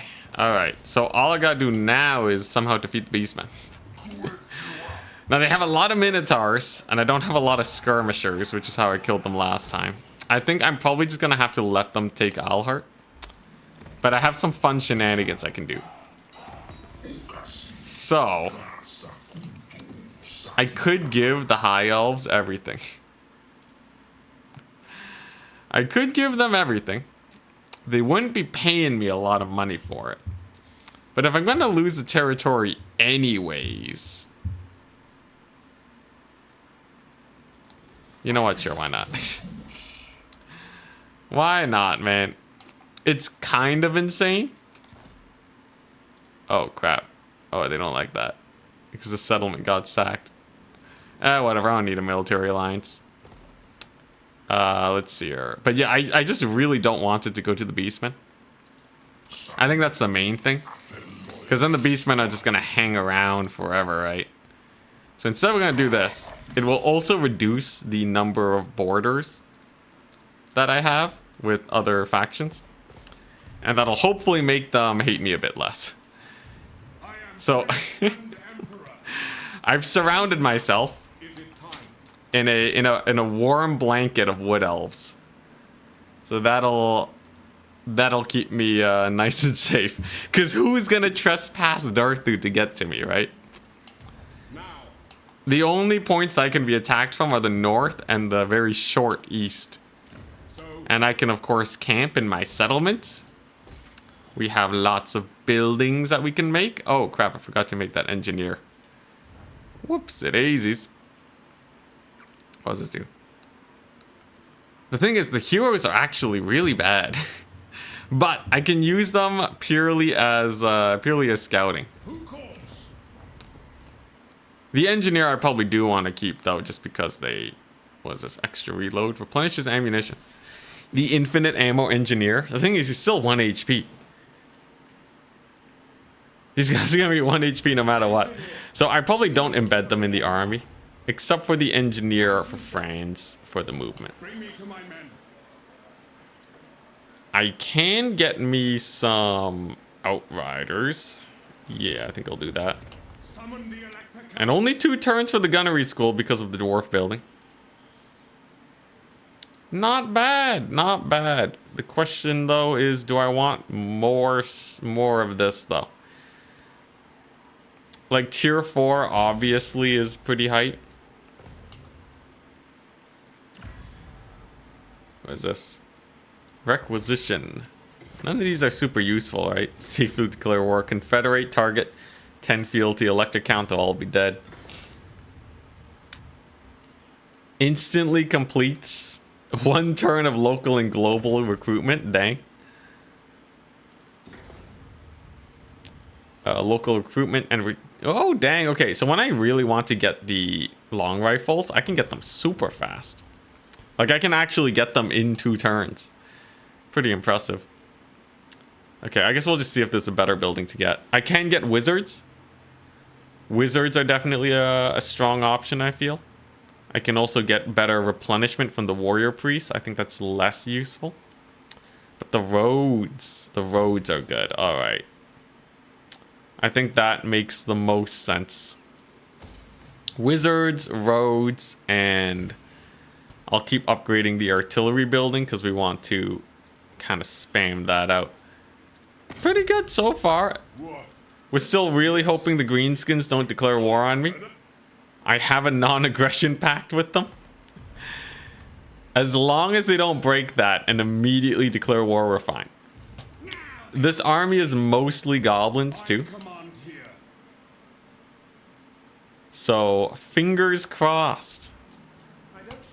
Come on, long rifles. I'm terrified to hit the end turn button.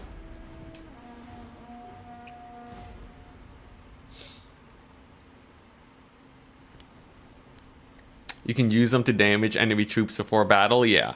The heroes on the campaign map are still exactly the same as they would usually be. That's pretty nice. Loose formation equals doom. For what? Range units? Honestly, loose formation doesn't do much except make your bracing way worse against Cav. Anyways, dwarves you don't like because they're gonna die anyways. And we survived another turn. Very nice. Okay. Thank goodness. Thank goodness. Now, first things first, we're going to get rid of the Carolberg Greatswords. As cool as they are, they're just really expensive. Gonna embed the engineer. And then this guy. This guy's got some scoutings to do. Unfortunately, it seems like the Greenskins are gonna work away at these guys over here. I really want to ally Lewin. But in general, Lewin's pretty friendly anyways, right? I don't have to worry about that too much. I'm also noticing that I have no idea where the Beastmen are. Slightly terrifying, but there's nothing wrong with just waiting yet another turn. The gates are open. And that's our tier 4. So that's pretty good. I feel safe enough where I can actually start getting rid of some of these fools. Some of the more lackluster parts of my army. I will need a smidge of cash. So we're looking for quick deals. And there's nothing. Oh, you know what I can do though? I can do this. I can squeeze Cathay out of their money. This is a fun strat. But basically, what do you mean I have to pay you? Oh, no trade agreement. There you go. But yeah, basically, we just declare war on random factions on the other side of the world. You know, most of them are probably going to be dead anyways by the time I get there. And we get to walk away with a ludicrous amount of cash. See, any other extremely distant enemies I can declare war on? Let's see here. Who's like super far? What the Golg? Okay, Golg is kind of popping off. I think that's going to have to do for now. Not terrible though. So that's going to actually get me a really good amount of cash. And next turn we're going to have a million long rifles. And then as soon as I have that built up, I can actually start taking fights against real factions. After many years, it shall be possible. Where's the allied recruitment at? Still waiting on the outpost, but I think we're doing pretty good. Declaring war on Tzeentch factions is sussy. I guess they do, they tend to muddle your mind a lot, which reduces your campaign movement range. But I'm so used to playing only war campaigns that I don't think it's too bad. The attrition, though, is really annoying. But even that we can kind of work around. Demanding a gift. Do I want to fight the vampire counts? Honestly, it seems like they're kind of getting wrecked by Lewin. I think, yeah. Good old wood elves. Thank goodness. Sticking with it. Okay. All I have to do now, guys, is survive the Beastmen. There they are. The one true enemy of the Empire currently. Declaring war on Sterling is fine. Okay. Okay. There they are. Ready to pounce. This is my army. 1 HP. This guy literally has 0 HP. It'll be fixed when you load into battle. So, first off, this is a Brave Shaman of Death, which means he can actually Spirit Leech me and I instantly lose my Lord. Unfortunately, the sniping attempt was not successful. Instantly completes 1 turn of ongoing local and global recruitment. So, if I do this, I really wanted to use the call to arms, but I don't have enough money for both. It would have been nice to have the recruitment cost savings, but it's so much more important that I actually get an army that I'm kind of forced to do this. It's gonna be worth it though, because now I actually have a standing army. Oh wait, crap, I could have gone a Glade Guard or an Eternal Guard. Honestly, they're not really needed right now though, it's fine. Alright, enough dilly-dallying. I guess we see if we can actually kill the Beastmen. I can also give Helm Guard. Yes, you love that, don't ya? Alright, we got Lewin on our side. This is going to be our first battle against a real faction. Crushing defeat. The game does not like the situation. Probably because I have 1% of the HP that they do. So the dogs are going to be pretty scary. Everything else is not too bad. Let's take a look at the map. Pretty flat. Okay. Now, Beastmen are pretty stealthy, but I can spot them with my cavalry. And if I can draw the dogs into the long rifle fire, we're good. Yeah, the AI is really dumb when it comes to settlements. They, specifically settlements with red military chain buildings. But alright. Here we go. We got a position perfectly for this. Gotta use the terrain to our advantage. I see there's a hill there. There's a really big hill over here. But is it concave or convex? You see how this lip, you can't actually get line of sight there? This is actually the best in terms of visibility. So I might do this despite it putting my long rifles kind of more centered with the enemy. So they'll be able to approach me a bit faster. But I should be able to shoot them from maximum range. So that's pretty decent. These guys are hiding because Spirit Leech is a scary spell. As you can see here. This, yeah, he literally just has Spirit Leech. So, 1 cast of that, and I'm kind of done for. Let's see, are these dogs? As long as they don't go for the hard flank, I'll be fine. I guess I can keep the Light Wizard here to net him. That's pretty hype. Man, I really want to take over this position. This feels too exposed. I think we're going to settle for here instead. Line of sight is much worse, but when they crest this hill, I'll be able to blast them pretty heavily. So I think we'll be okay. And the goal is to try and aggro the dogs at the beginning. Now, chariots... chariots are a problem. I think chariots are a bit of a doozy. If they make contact with my boys, they are dead. So it's quite imperative that we give them a bit of focus fire. There's a Spirit Leech. So you can see how Spirit Leech works.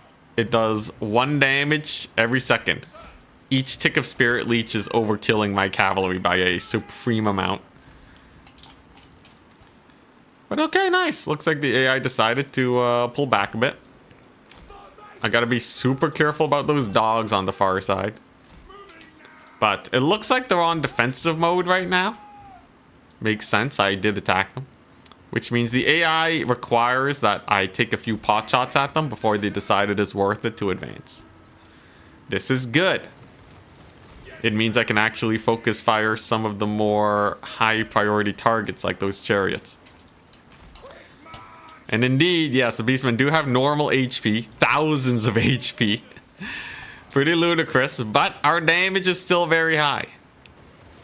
Outriders a height. The AI is dodging pretty well though. Hey, he actually overcast, that's pretty nice. Little shaman took a good bit of damage. And so far so good, I'd say. It does more damage than regular Spirit Leech on infantry.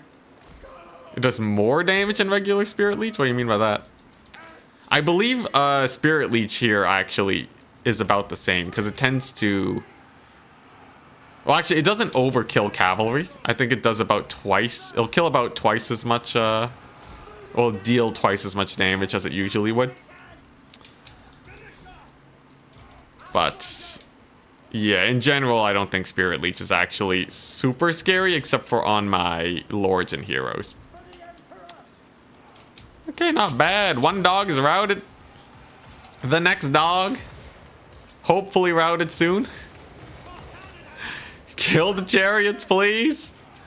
Ooh, that was a pretty good outrider volley. Dogs are on the verge of routing. Oof. Okay. Oh my goodness. Impact hits, knocking them back. The fall damage really sucking for the poor Free Company militia. Of course, we're planning to replace them anyways, so it ain't too bad. Here comes the Minotaurs, though. And they are definitely going to be a little problematic. Now, first things first. The doggy horde. We gotta get them killed. Oh, they're gonna make it, though. They're gonna make it. Oh my goodness, that's a lot of dudes.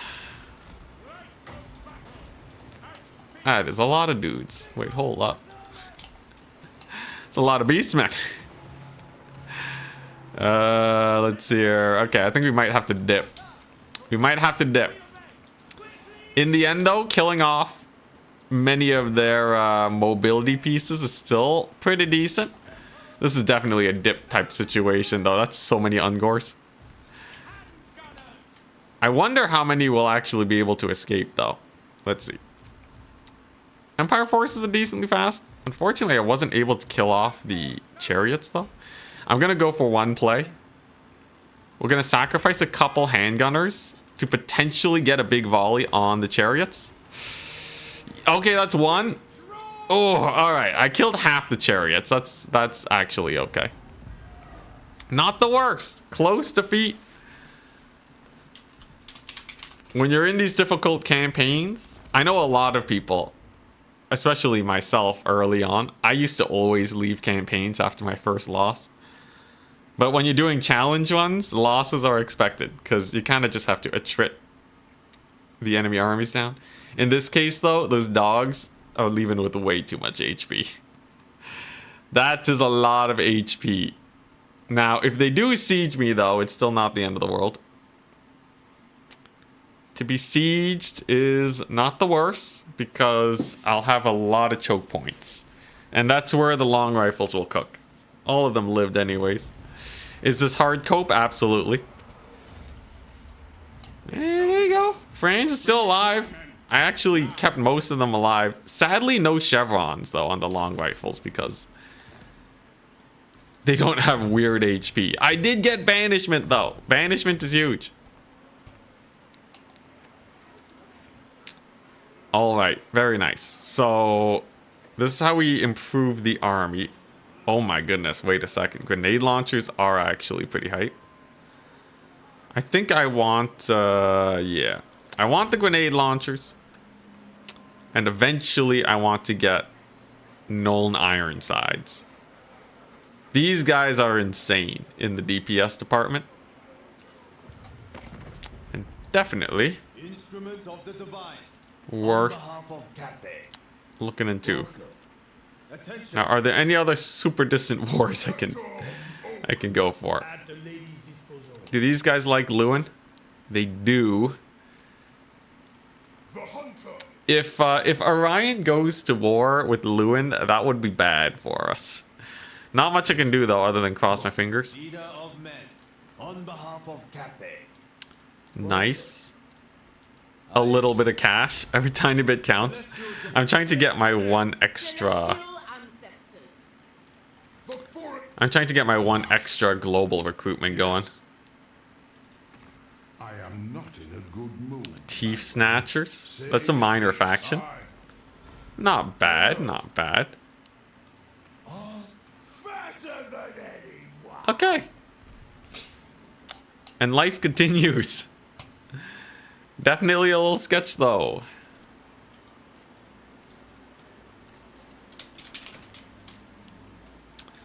Alright. Command here. You guys think the Beastmen are gonna attack me? Should I get the Sons of Sigmar? I can get another global recruit. I could also get a Glade Guard or an Eternal Guard. I think one Eternal Guard is honestly gonna get a lot of work done for me. We're gonna go for it. And then now, fingers crossed, the Beastmen don't kill me. The Empire. Yes. Yeah, I think it's that simple. Oh boy. Hey, I can get another engineer though. Maybe I screw the recruitment and I get a couple more heroes. Although, are the heroes really good though? Like, do they actually do anything other than eat up 200 gold a turn? I think I'd rather have the Doom stack, I'm not gonna lie. What does this guy do? Cleanse corruption? Bro. You know what? Screw that. Alright. Let's just get the Doom stack going. Oh, wish me luck.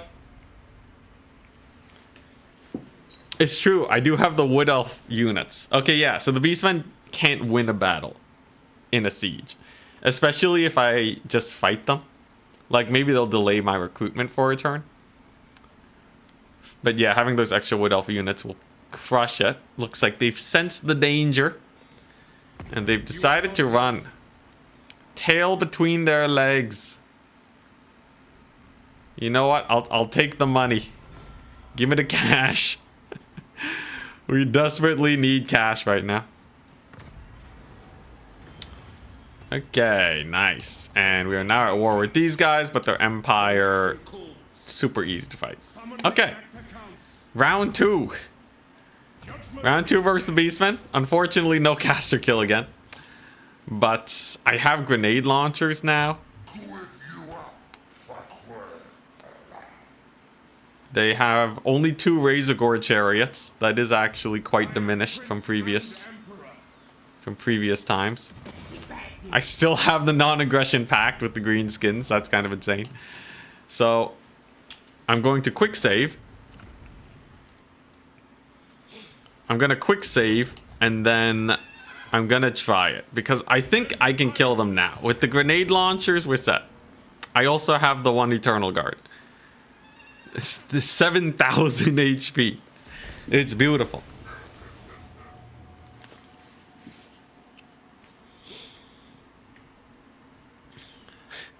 You don't know how bad the real estate market is until you play Total War. Elspeth wanted 200,000 for a newly conquered ruined settlement. Holy, that's wild. Talk about value, man. Yeah, AI is kind of crazy. All right, where's the killing zone? I see a little bit of a hill here. Yeah, this is pretty decent. They will be coming from the flanks, but I'll be okay. Oh, dude, look at this. Look at this supreme position for the grenade launchers. So they should be able to get massive damage. I doubt the dogs can survive this. Then I just need to protect... Oh, dang it, my formation. But yeah, I just need to protect the boys. We just have to make sure the long rifles can shoot. Last time the infantry kind of got all over me. And I kind of fear this situation, but look at this. The one spear unit has arrived. I think it's also smart to spread out the long rifles. They tend to lose line of sight when they're stacked against on top of each other. We got the Deathjack archers, very easy to get rid of. And I have my wizard for the net. Overall, not bad. So let's see how it goes. Grenade launchers should be away. There you go. Oof. Almost looks like the Beastmen have 1 HP. Almost. Actually, dude, the grenade launchers against Empire is probably insane. Unfortunately, not too many Empire forces left. But there you go. Pretty solid annihilation of the doggos. Indeed, this hill was an amazing idea. And actually, it looks like they're going to be funneling through. AI kind of goofball in it. Giving me the best possible situation ever. Sadly for me, though, the chariots are charging my cavalry. But thankfully, they don't do too much damage. So I can just continue this. The chariots mostly win through their impact hits. Ooh, and the long rifles. Oh, dang, they're saving them. A little bit of long rifle support coming in. Oh, this is great. Sadly, they did all die to 1 volley of arrows. So, wow. Okay. All right there. All right, game. Yeah, that's pretty painful. And the friendly fire also pretty bad. But we are now entering the second phase of the battle. Yo, it's kind of crazy how for like a brief moment the HP looks like it's maximum when they're all dying. There you go, though. There you go. We should be able to finish off the chariots now. Hopefully before they make it to the long rifles. Though they actually don't do that much impact damage. Kind of interesting. If anything, I'm more afraid about the friendly fire that's about to come down on these guys. Okay. Not bad. Okay. Which means now I just need to get a net off on these dogs. And a banishment. They're by far the scariest unit here. Definitely gotta get bullied. Beastmen are coming in fast. Oh my gosh, dude, these long rifles? There's not enough long rifle in this army. Oh crap, the dogs. If they actually make contact with the hero squad, they all die. They all insta-give. We gotta book it out of there. Honestly, not terrible damage, but still not a win, right? I need like a devastatingly strong doom stack if I'm gonna beat these Beastmen. Though, it's still pretty good experience. I'll take it. As long as the long rifles can actually get out of here. Franz gets experience. Yes, I lose out on a couple items, but that's not the end of the world. Man, I wish my grenade launchers didn't get so wrecked, though. Dude, the Ungor Raiders. I forgot how nasty the Ungor Raiders were. Alright, do I have another net? Do I have another banishment? Not quite yet. Though, I might be able to kill off the Minotaur unit. I would love that. Just have to make sure I don't friendly fire myself here. A little bit of a, yeah, a little bit of a barrage. Alright, and then we're just gonna run away.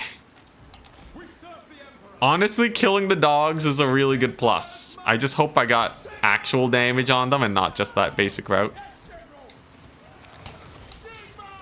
Come on, you darn minos. 5 entities left? You're kidding me. Oh, I gotta finish the job here. I think I need to get them to 1 entity for them to count as dead. Okay, there we go. All right, I'll take it. I'll take it. Valiant defeat. Not bad, not bad. I got rid of the Minotaurs. I might have gotten rid of a dog. Okay, I got rid of most of a dog, and I got rid of the chariots. Okay, alright. It's okay. It's decent. I should have the movement range to run back to my settlement too because of the Empire roads. Lick my wounds a little bit. Eternal Guard did not hold up, by the way. But I'm pretty sure if I can get 2 more grenade launchers, this arm is done for. Or the Wood Elves kill them. Best case scenario, the Wood Elves come in and just stomp their face into the ground. Summon the Elector Counts. Pick up the Run, friends. I see Oh, thank goodness. Okay, he made it. Hammer, yes. Franz is safe. And I'm making lots of money next turn. Life is good. I don't even know if these guys can siege me. I guess that's pretty nice.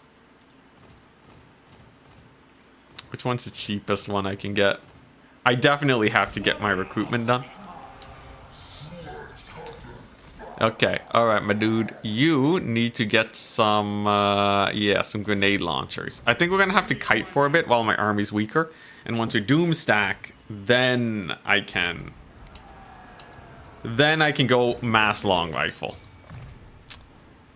Currently, though, we definitely have to kite to have a chance to beat this. Does Franz only have 1 HP? Yes. Everybody 1 HP.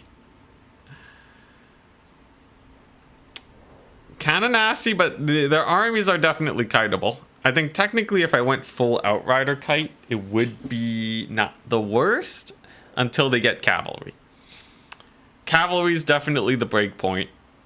The archers I can mostly avoid. Thank goodness he didn't have the movement range. That's true, I can stand at the edge of the map too. I will hear your Try and save myself.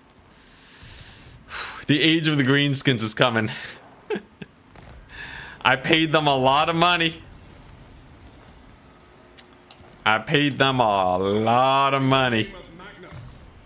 And they're gonna be coming for me very soon. Now, I did manage to buy myself enough time for this.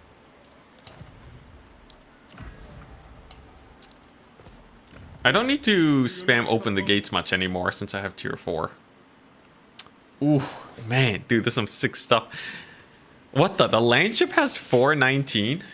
Weird. Must have something to do with the number of entities on it. Really weird. Why does it have 419? It's not like it has a crew or anything. Or maybe it does. Maybe it has a hidden crew. I think it still sucks though, even at 419. I think it's pretty garbage. Artillery has HP because we weren't able to mod the artillery pieces to have 1 HP, but this'll do. Vlad soon too. Oh yeah, dude, Vlad's coming for me. The Wood Elves should be able to keep him back though. The hunger knows of me when I look at this one. I guess I have no love for the Border Princes. Having Scrag on my side would be good. Does he like the Wood Elves? Fairly neutral. I'll take it. The Empire. Oh boy. Alright. Well, still gotta figure out this situation. I think I have to make a play. I gotta assassinate this guy. Jeez Louise. Worst witch hunter in the history of witch hunters.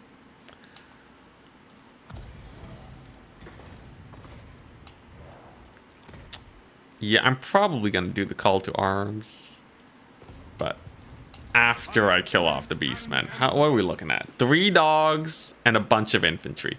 Okay, okay. This is absolutely a field day for the skirmishers. I just have to micro this properly. But 10,000%. 10,000% the grenade launchers win this. Tank spam at 1 HP? Are you kidding me? You want me to have 20 HP in the whole arm? They can kind of kite, but the DPS isn't good enough. They'll get caught by, like, even a few units of cav.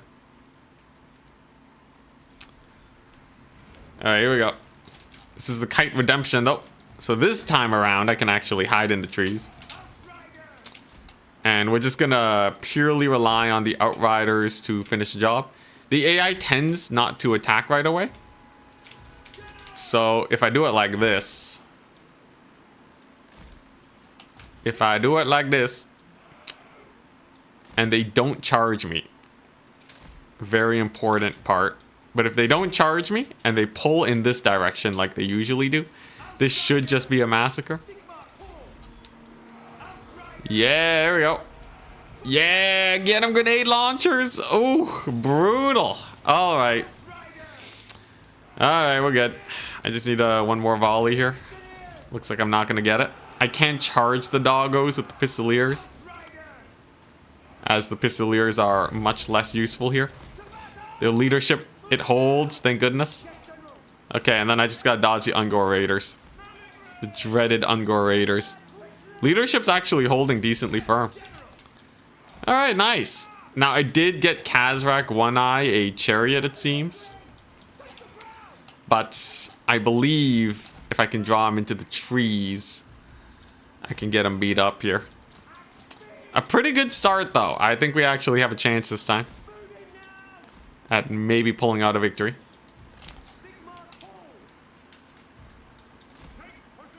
You guys need to back it up. Don't want to get spirit leeched.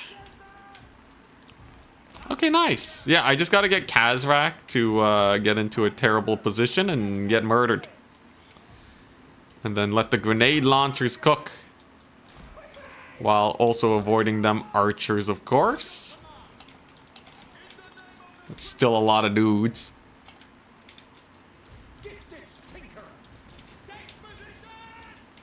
Okay, gonna get a few shots off.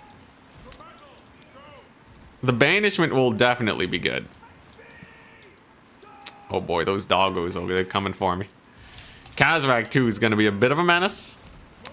I do have the net prepared for him though. And I'm gonna present them a little bit of a trap. Because you see these guys are actually shooting out at the trees fairly well. So if I draw Kazrak into the open field, and then get the net on his face, focus fire him, I think he should just die. Banishment will be perfect. There you go. And that will do really well. Kazrak looking pretty scuffed up.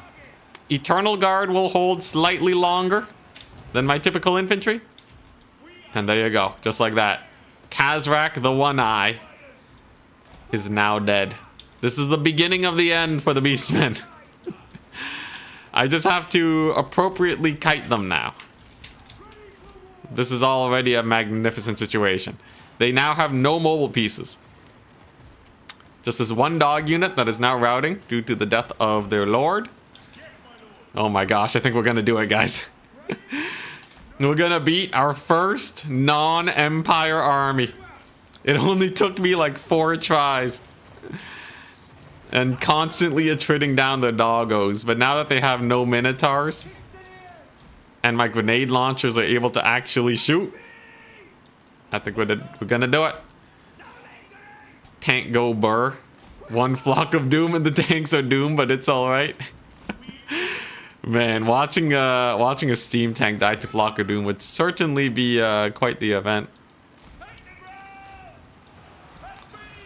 Oh yes, here we go. As long as they don't get too many spirit leeches, but this guy's been overcasting like no one's business, so he might actually just explode himself to death. Cue game crash, please no. Oh, gotta back up from the Ungors. Spirit leeches the pistolier, which is perfect. Okay, alright. Now I just need to actually clean up a bit faster. I just gotta find a good place to post up for the long rifles, and then we're good. I really want to get the other banishment off too. I know it can destroy the archers, but one spirit leech and I just lose the caster, that would be devastating. I'm gonna play it safe instead. I'm gonna play it a wee bit safe and just let the grenade launchers cook. I still have lots of ammunition. No red line skill tree needed. Pretty good deeps. Best to go herd. Nearly dead. I might even, if I'm lucky, be able to get this one outrider in to kill him. They are pretty good at sniping. Oh, crap. Is that a dog? That's a dog unit. I'm going to have to sacrifice the Outrider, unfortunately. But yeah, the dogs, sadly, they did manage to rally. Come on, bro. Shoot him. Shoot her. A little painful. A little painful. Oh my goodness, these guys. Come on. Okay. All right. The most problematic Warhound. Usually you'd be able to just charge him with some cavalry. There we go, finally. Okay, the one high HP Outrider will be able to almost finish the job. Oh my goodness, you're kidding me. They're actually holding. Big Ungor volley too. Pretty nasty. But the charge routes off the dogs. This is good. I just need the micro. Oh my goodness, every arrow hurts so much. You can't dodge the Ungors as well either, and they shoot so fast. Oh, come on. Oh no, they got routed. Alright, I still have one though. I still have one grenade launcher left. Jeez, what a devastating pick though. AI with the Warhounds. Actually got a pretty sick playoff. I think we'll still be able to win this though. Oh, you're kidding me. Franz, no. Franz done got assassinated. It's okay though, his wound recovery time is decent. I'm not restarting the battle for that. I would if the wizard died. But for Franz, he's honestly nothing too crazy. Oh my goodness though. Jeez. I can't believe I let Franz get murdered. Yeah, Franz just decided to have a bit of a lie down. It's okay. It's okay, the wizard's dead. I'm still gonna beat the Beastmen. That's what matters. Oh crap! I forgot about the Ungor Raiders still here. Uh-huh. Okay, I just need that sick banishment though. How many Ungor Raiders are there? Oh dang. Dude, there's actually a lot of Beastmen here.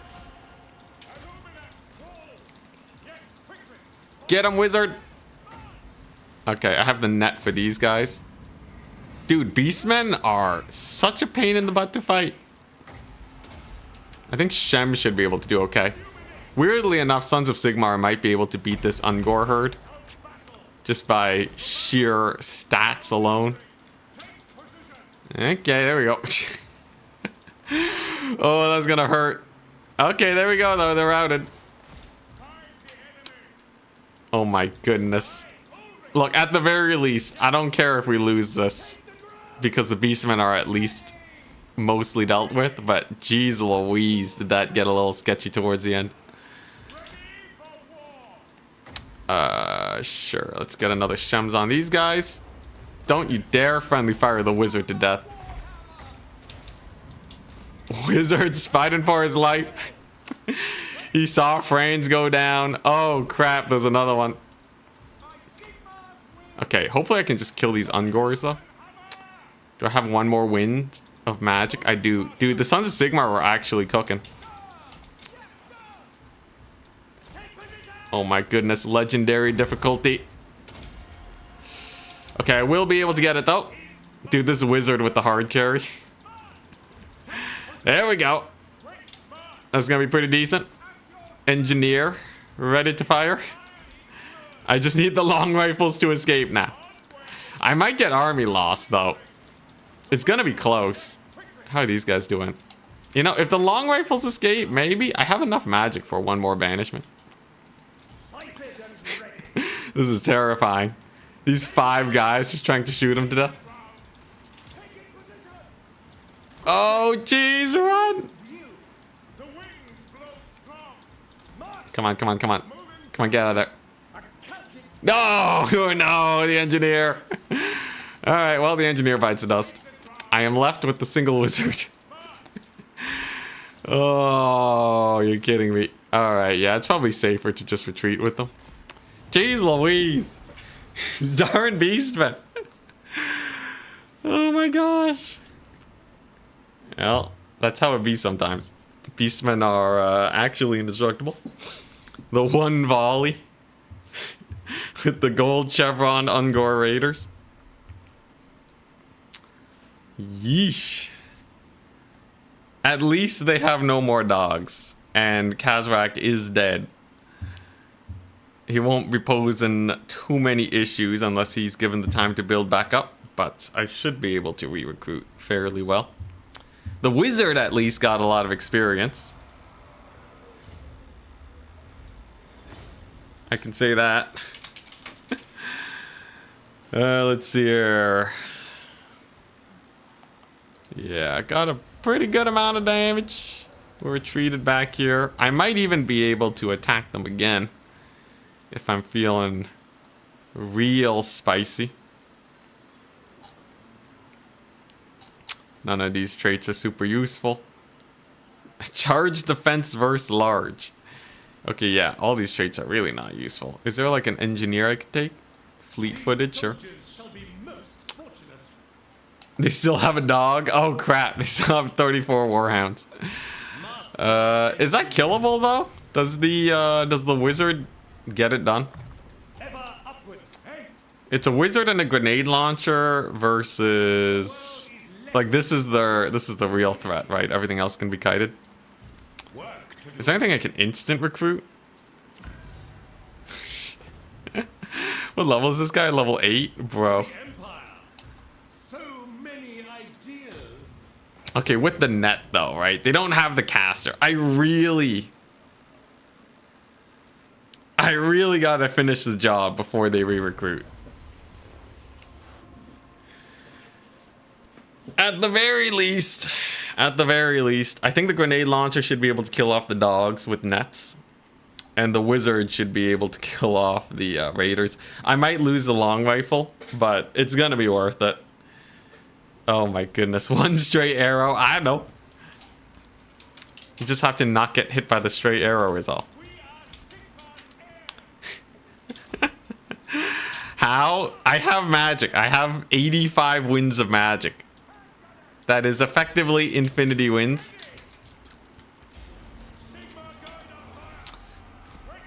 Alright, here we go.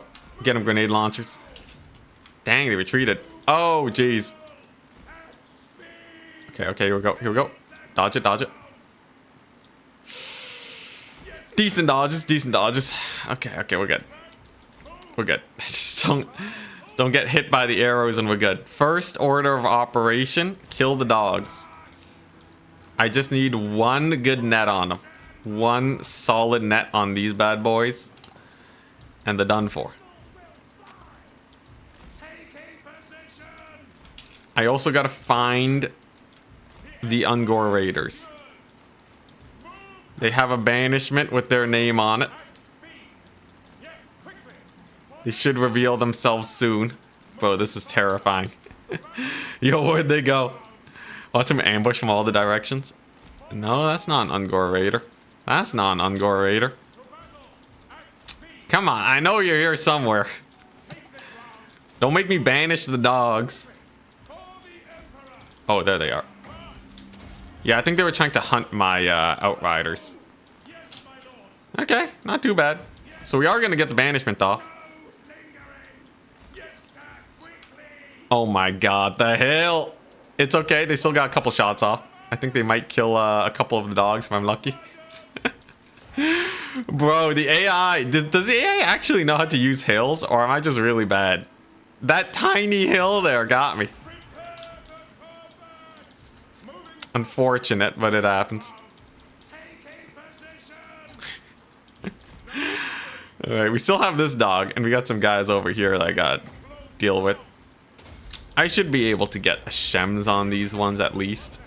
I just want the job finished, thank goodness. Okay, alright, here we go. Oh crap, straight arrows. Okay, we're fine. Okay, nice. And then I'm just gonna charge these warhounds. There's literally only 5 of them. Cavalry tend to be really good versus dogs. So they should be able to see them off. Unfortunately, we only killed one of them. Yeesh.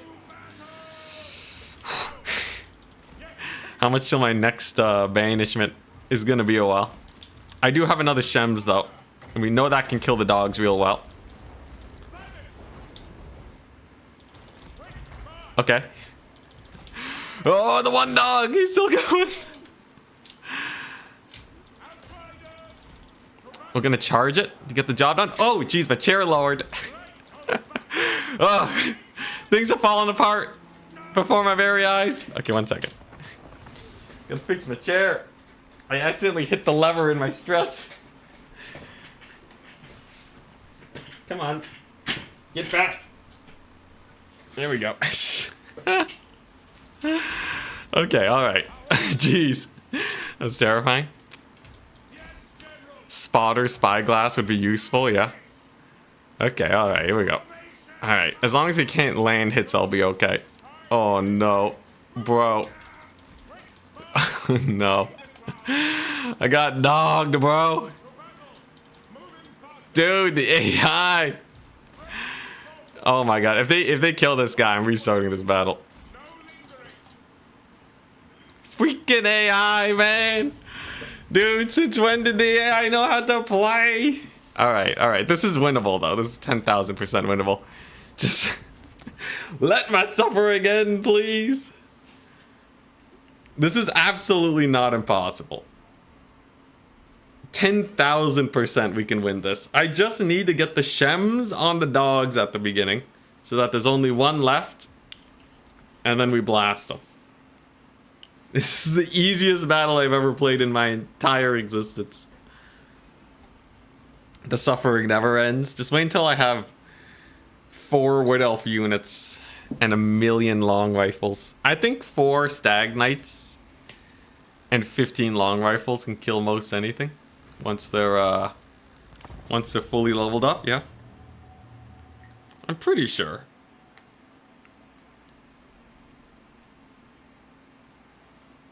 Surely.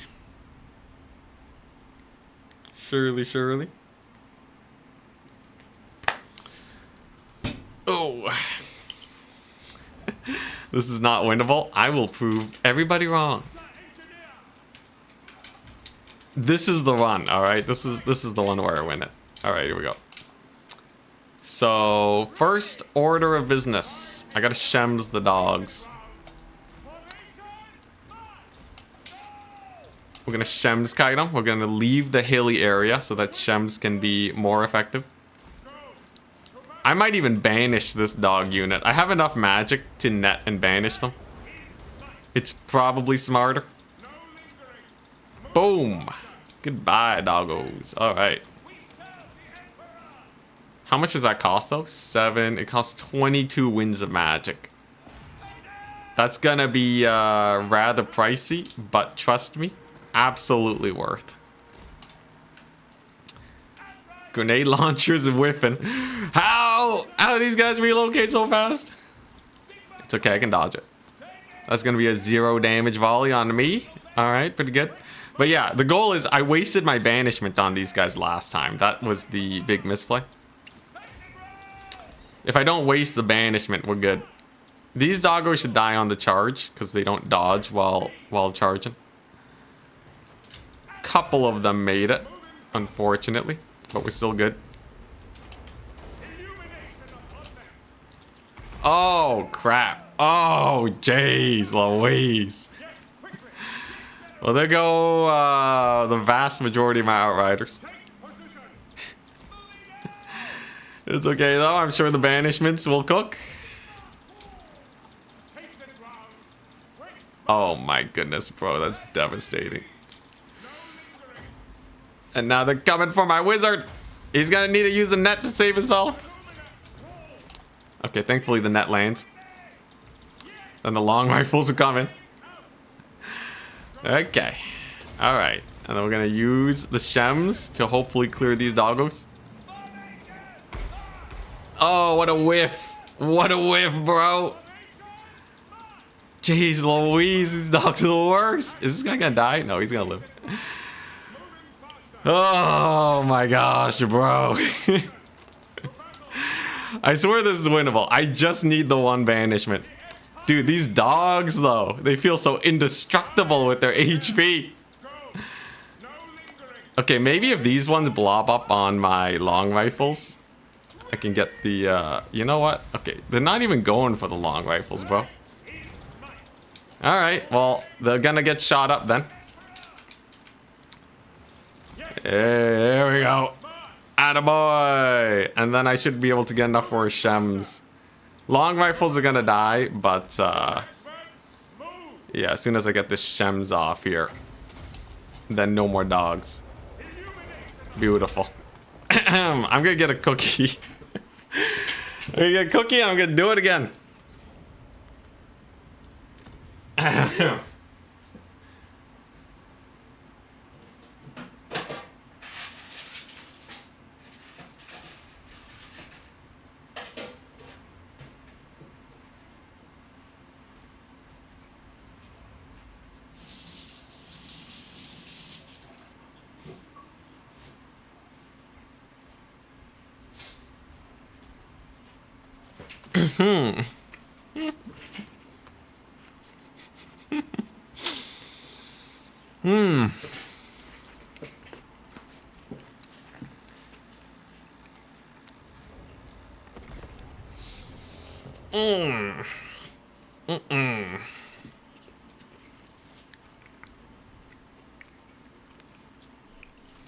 There's a rematch button in the defeat screen.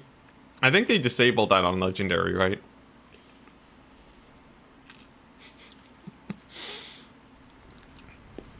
Just stress eating at this point. It's okay. The end is nigh. I just need those dogs not to use a hill to line of sight my long rifles. Technically, I'm at the bottom of a hill here. But at least it can kind of see in all directions, right? Let's put ourselves in the mind's eye of these long rifles.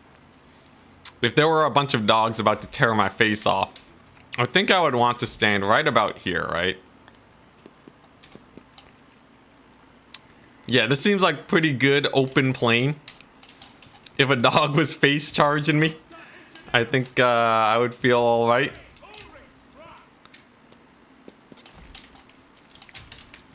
And then we're just gonna shems them at the start, man. Dude, these grenade launchers, they're made for infantry, not doggos.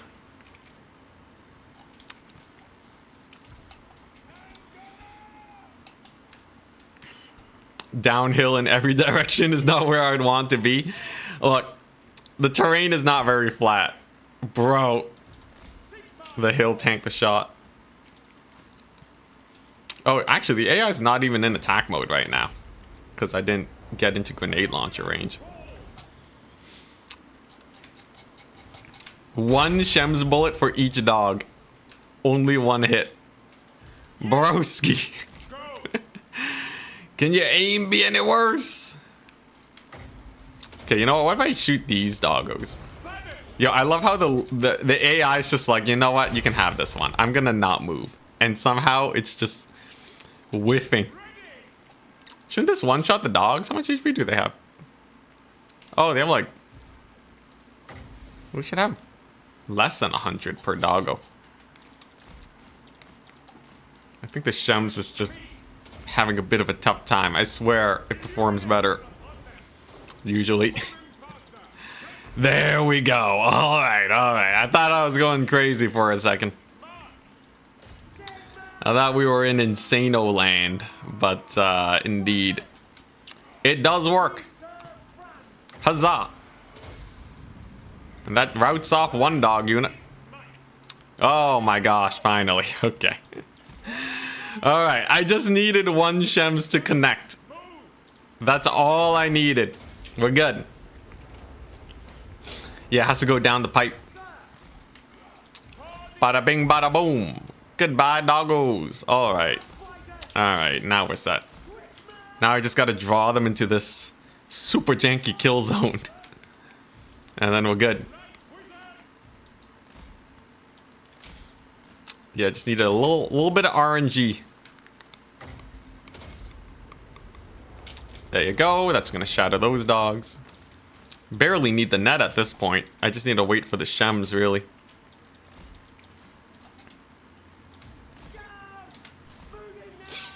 Alright. And then... That's only 2 Warhounds. But I've learned to respect them. Because they can do stuff like that.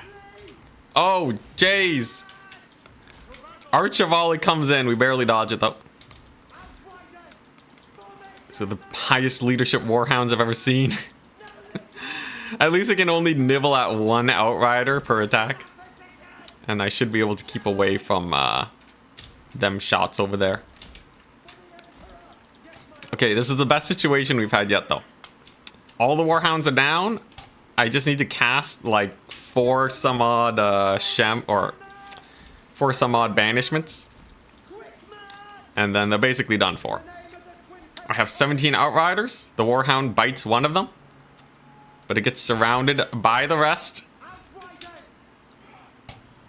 Come on, outriders. There you go. They didn't even kill it. That dog has more HP than I have outriders right now. I'll take it, though. We take those wins. All right. No more dogs. So it just has to be a few banishments, and then the outriders have more than enough ammunition to clear out everything else. Was this unnecessarily close and tight? Absolutely. Was it a good time? Yes. The saddest kill zone of all time. Don't judge my kill zone. I worked hard on it. Oh boy, that was not a good time for them. Not a good time in the slightest. It's okay though, we still get... Oh wait, you can restock the ammo before he dies, hell yeah. Alright, this, realistically though, boy, this Ungors, they got him. The Ungors, they got him, the poor guy. Oh, thank goodness there's no more dogs though. Dude, those low HP dogs. Leadership is based on the damage you've taken, based off your max HP, not your current HP. So it can be very nasty indeed. Okay, that banishment was slightly misplaced. I'm gonna have to wait a little bit. As soon as I have the magic though, we're good. Just need to this is terrifying. Oh, there they are. Just gotta scout out the positions of the Ungors.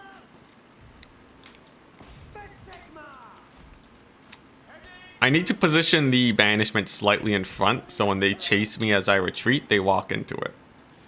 This is definitely enough ammo though. It's 19 volleys. It'll take about 3 to kill 1 unit. So I have about 7 units I can kill with these here grenade launchers plus the banishments.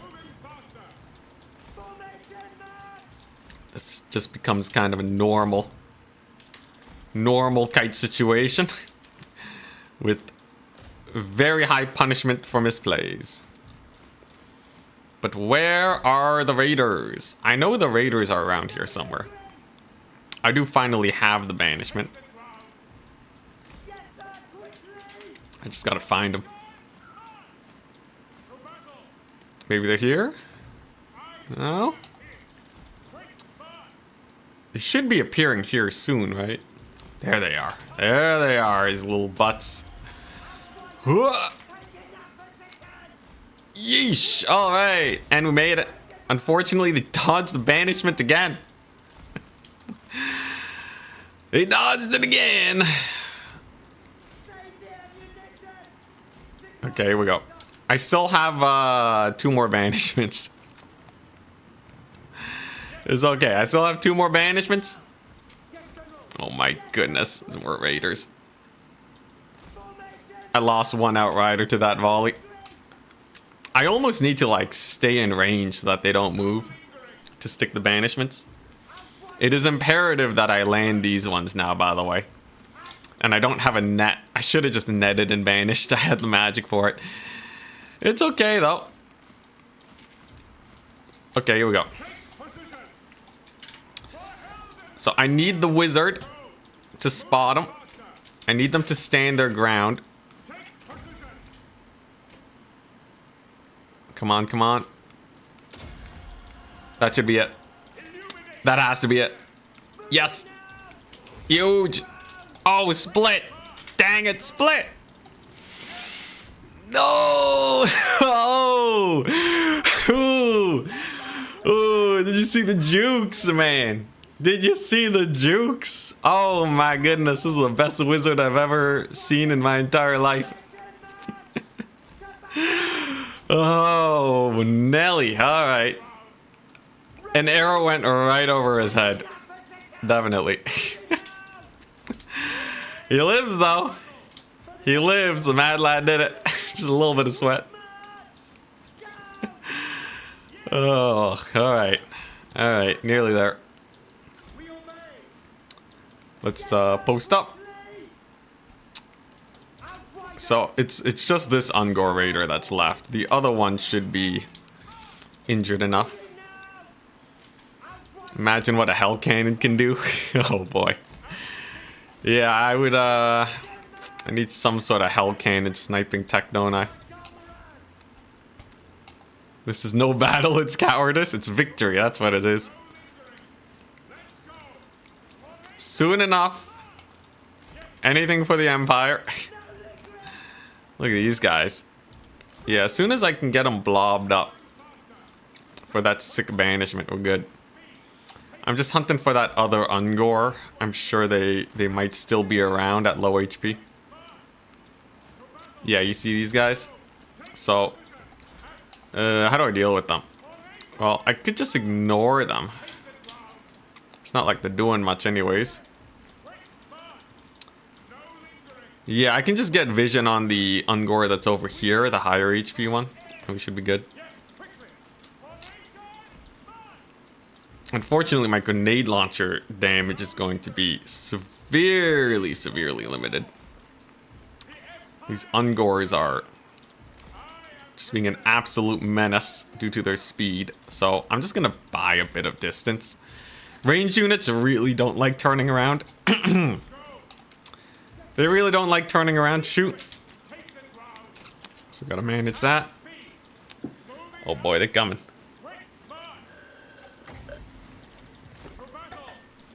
Oh, you trying to get a volley on me or something? If they keep this up, I can bring in the grenade launchers. I can't waste this banishment though. I could chuck it right now, but the chances of them dodging is actually rather high.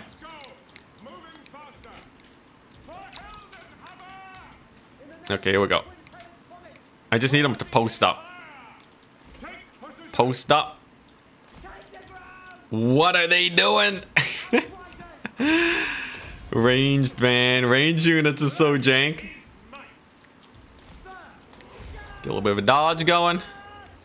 Pretty decent banishment. I think I'm gonna lose grenade launchers though. Dude. Oh. Okay, well, I did actually kill them. Like, they are effectively dead here, right? Okay, yeah, there they are. Oh, I forgot to turn fire at will on. That's what was going on. Oh, crap. Alright, well, at least, I guess they're routing. Thankfully, they don't shoot small single entities on hard, yeah. Well, in theory, I could dodge it anyways. Yeah, reforming ranks is something that CA has not figured out. At least at a decent pace. Oh, thank goodness. Alright, so now I can start to escort these guys off. And then we can also kill off these Ungor Raiders. A little bit of a grenade volley over here too. The leadership will not like getting blitzed by the grenades. Come on, man, you just route. Come on. It's almost there. Hey, that volley will definitely do it. All right, nice. Very nice. Okay, so now we're on an escort mission. Those ones may rally, that's fine. They're pretty beat up. They might not even rally. I just want to escort these guys off. And then hopefully 8 grenade launchers and a dream will be enough here.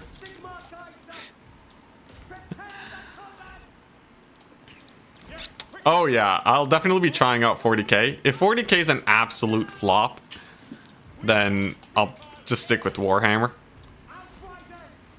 Or, I don't know, maybe Dawn of War or something. But basically, as long as I can actually make a career out of it, I'll be doing it. Preference to 40k though, because it's new and exciting. It's probably not going to be as much of a buggy mess. This guy's not going to die attacking these guys, right? They don't attack back when they're routing. So that should be pretty good. Unfortunately, I am severely low on the magic department. You're gonna miss Warhammer 3? Well, apparently they plan to keep updating it. Eyes dry. Apparently they're gonna keep updating it, but as we should all know, talk is very cheap. For anyone who's worked with CA for a long enough time, they're very good at making promises. Very good at making promises that sound amazing. But, yeah, it's kind of just a we'll have to see type situation. Ooh. Yo, does anyone know if grenades get high ground damage? Probably not. Other arrows do, but not in this case. I think I'm gonna run out of ammo though. It really depends. There's not that many Beastmen left, but like literally once I'm out of ammunition, I can't I can't do any more damage. It's actually just completely over once the ammunition runs out. Ooh, that was a pretty good volley though. We got the down the pipe shot. I can use the wizard to bait him out. Okay, this is good. One more volley. Oh, come on. Okay, wait, I think I can route these guys. Or maybe I shoot into center mass. If I can route these guys though, it would be sick. I still have decent ammunition too. Oh, the army loses the wizard. Ah, yee. Ah, yee. Let's go. The wizard balance of power. I was wondering if his balance of power would suck because his HP is low. But no, it's percentage of your HP is what contributes to it. Oh my goodness. What a glorious day for the Empire. The Empire holds. France is dead, but Altdorf is now safe until the Greenskins decide to attack me and end the run. You've earned no honor this day. I don't care about honor. I'm at war with all the elector counts. We're here for victory and victory only. Yeah. Yeah, get them. I gotta run them down, unfortunately, because otherwise they'll come back. Oh boy. Easy peasy. So only you have 1 HP per model. Technically other Empire factions, but they're all dead now. So yes, currently as it stands, only I have the 1 HP. Ooh. Ooh, alright. Does that mean a miscast is death? Yes. It also means death for all units that are in the local area of the miscaster.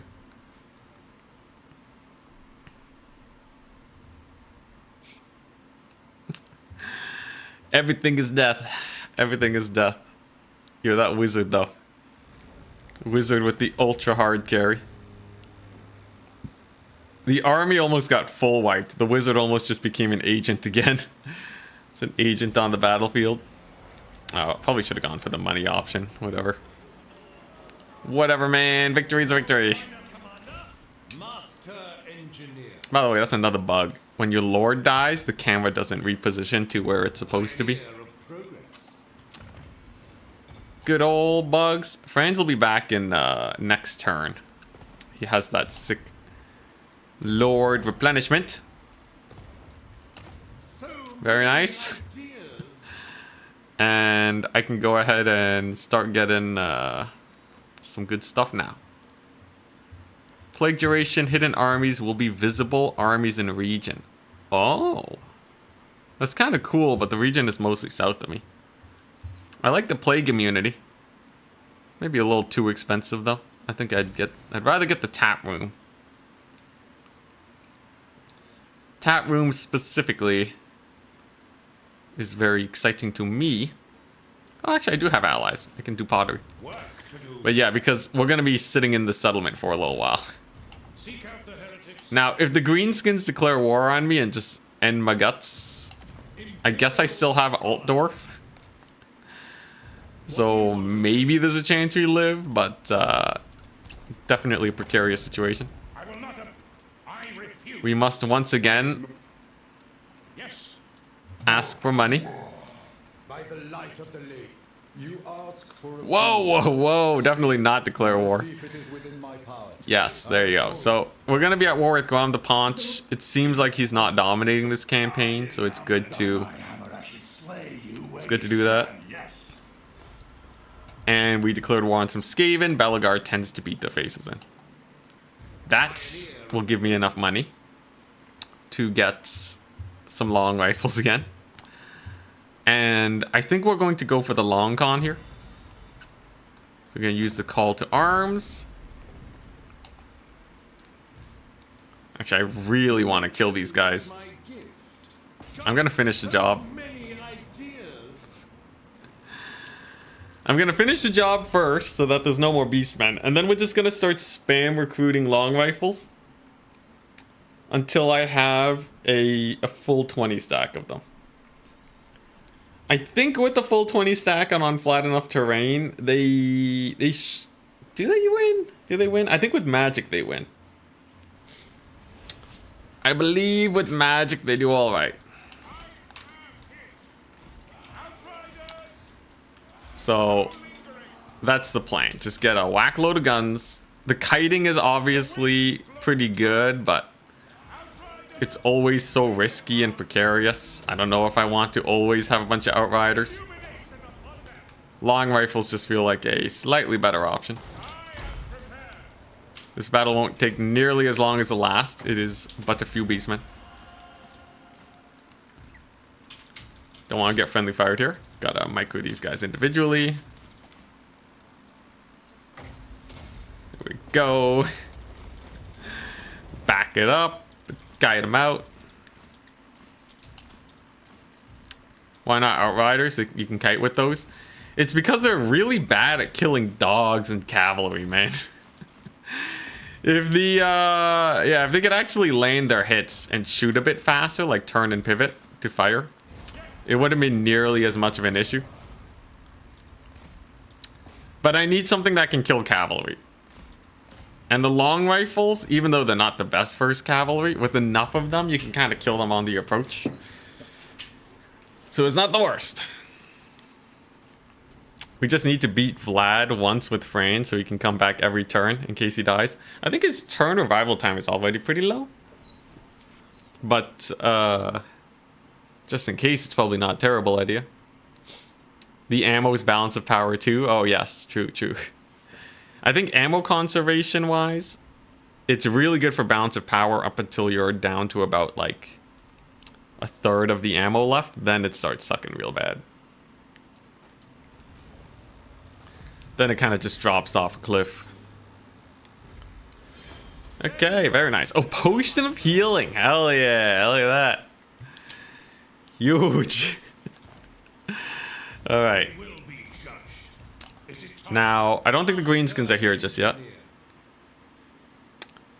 Long rifles are hella cheap now. Very nice. And I'm going to get 3,000 a turn. So I can afford to get a couple of them through the global recruit system. I definitely don't want to be spamming them though.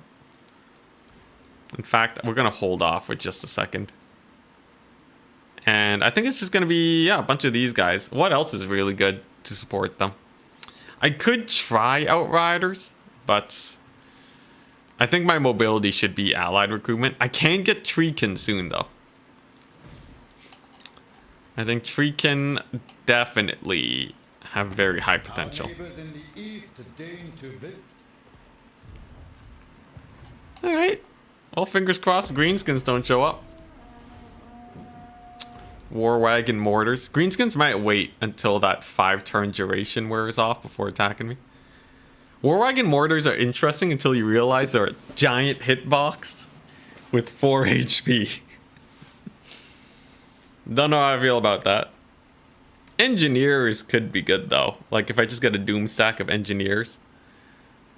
Microing them would be such a pain though because they're very prone to friendly firing each other. Yeah, you can actually win battles by getting ammo replenishment and then the balance of power goes to you. We're not fighting humans no more, don't need that. And okay, we're starting to get our range upgrades. Very nice. Greenskins are nowhere to be seen. Perfect. Okay.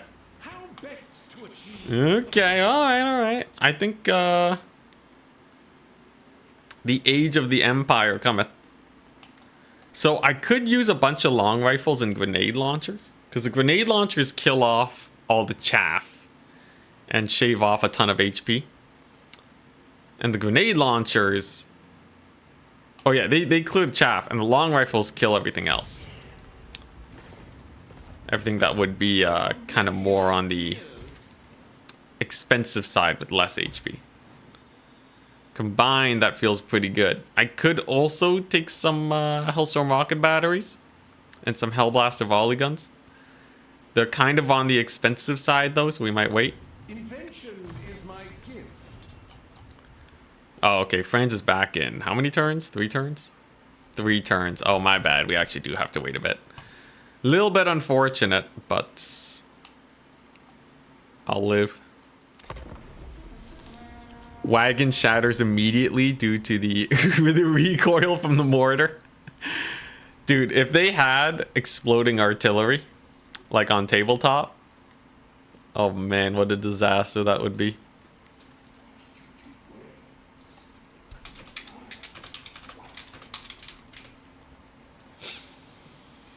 Also, my match against Scrambled Egg Special should be starting soon. Very exciting. I will hear your Peace, let's go. I will accept your money before you die. Greenskins. They've left me alone yet another turn. Thank goodness. Okay. I can start getting some sick artillery. I could also go long rifle and known Ironsides. The AI tends to attack in kind of waves. They don't attack all at once. So your known Ironsides can get a lot more value than they usually would. In like a multiplayer battle, for example. And the Greenskins continue to be nowhere to be seen. Okay, alright. Hopefully we're building up good alliance points with the Wood Elves. Amazing. I can't wait to get Treekin. For once. For once, Treekin might actually be a good unit. Yeah, I'm going to stream my matches against Scrambled Egg Special. Might as well, right? Assuming they message me sometime soon. Maybe something came up. But they should be free in a few seconds. 2 minutes.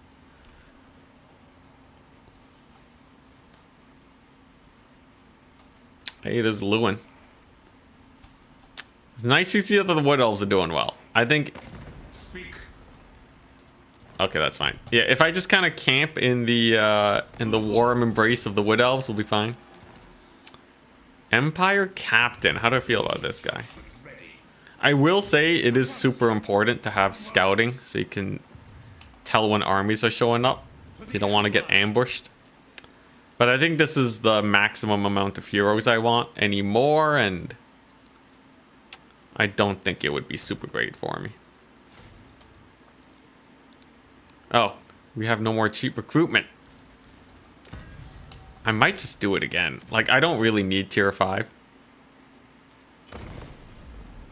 I kind of just need units. So, let's see here. Getting an absurd number of long rifles is pretty funny, but I do really think I need the Nolan Ironsides.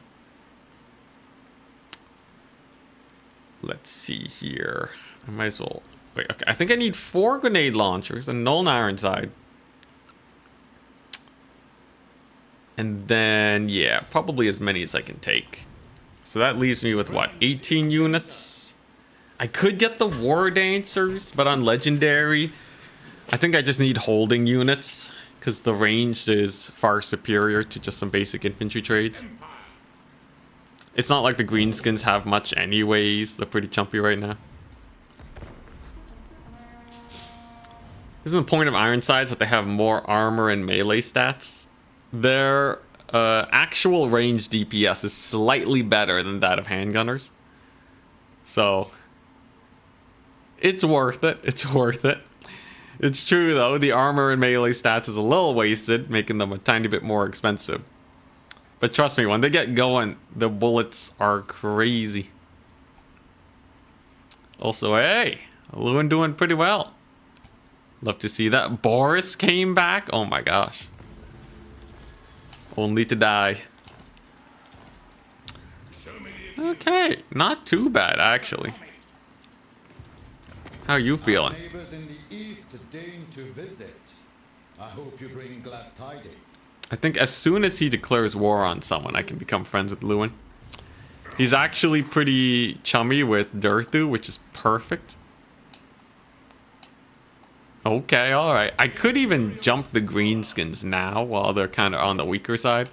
But these armies are a little bit on the... a little bit scary. Is this the correct ratio? Oh, this is perfect though. The Treekin have arrived. Emperor Karl Franz is back, baby. Okay, nice. So I'm gonna get my one Treekin. I don't think I really need more than just the one. And then I can top off this army with. Yeah, one more Ironside.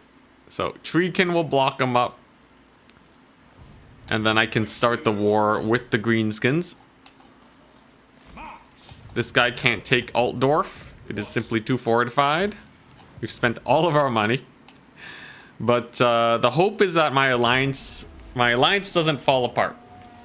I think having Durthu on my side, though, is really good. Durthu tends to do really well. Redeem the stretch. Thank you.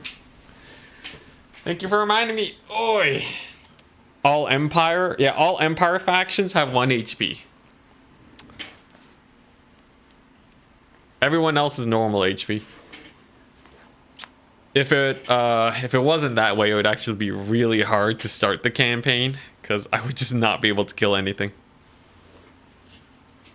Or at least it would be supremely difficult. Alright, and there we go. Attrition. Attrition's not too bad. Looks like the paunch just died. Very nice. Bring me to my men. Headhunter. So now we have upkeep. And the question is now, do I want to fight this? Honestly, I think my army's strong enough. A couple pump wagons, a couple artillery pieces, very little in the way of infantry.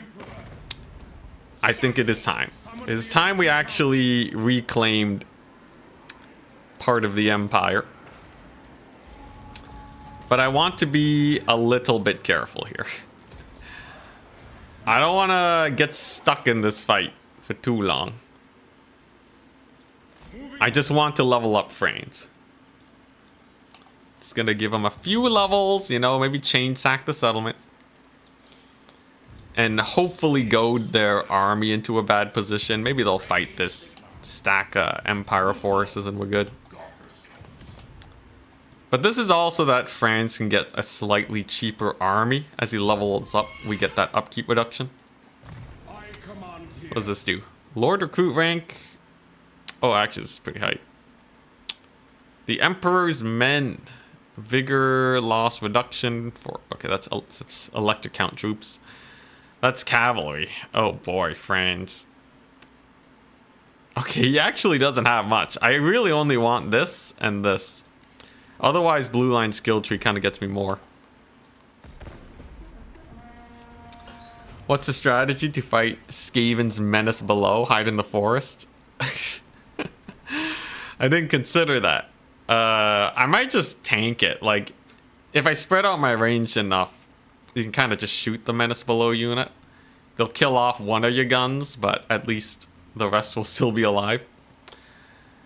I'm honestly more worried about the shooting match with the Skaven that comes after, though. That seems like it could be quite problematic. Interesting to see the Greenskins not chasing these guys down, though. I thought they were at war. Perhaps not, though. And so far, France continues to live. Yes, to unite the provinces. Festus is a bit of a problem, though. His army's a little slower, so that is nice. The Empire. I think, there's no Greenskin armies nearby. I should be able to just take the settlement.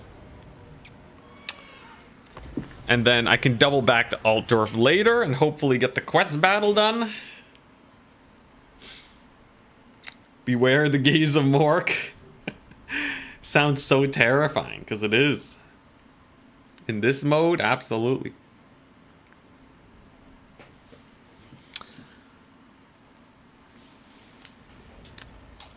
Alrighty, this is a straightforward battle though.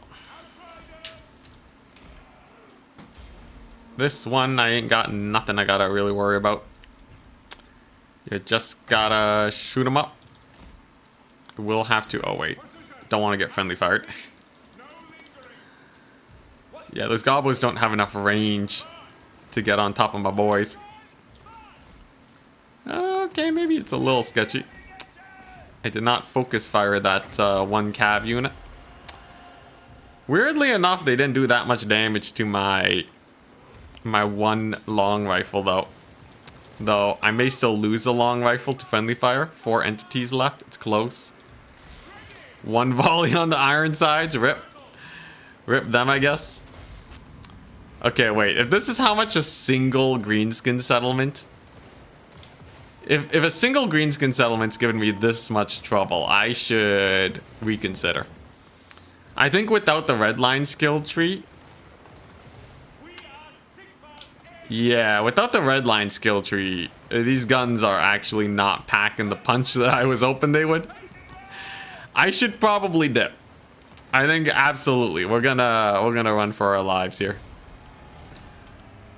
If like 1/3 of an army can get this close, I should be really afraid of what a full 20 stack can do.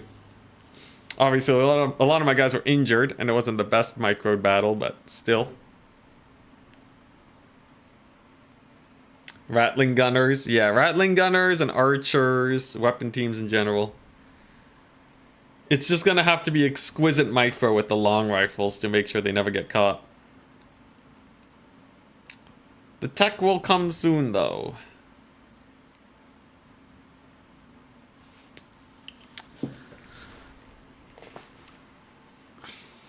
Skaven slingers. At least I outrange the slingers. I think the range definitely helps. It's more the super long range that'll be problematic. Also, dang, look at that corruption.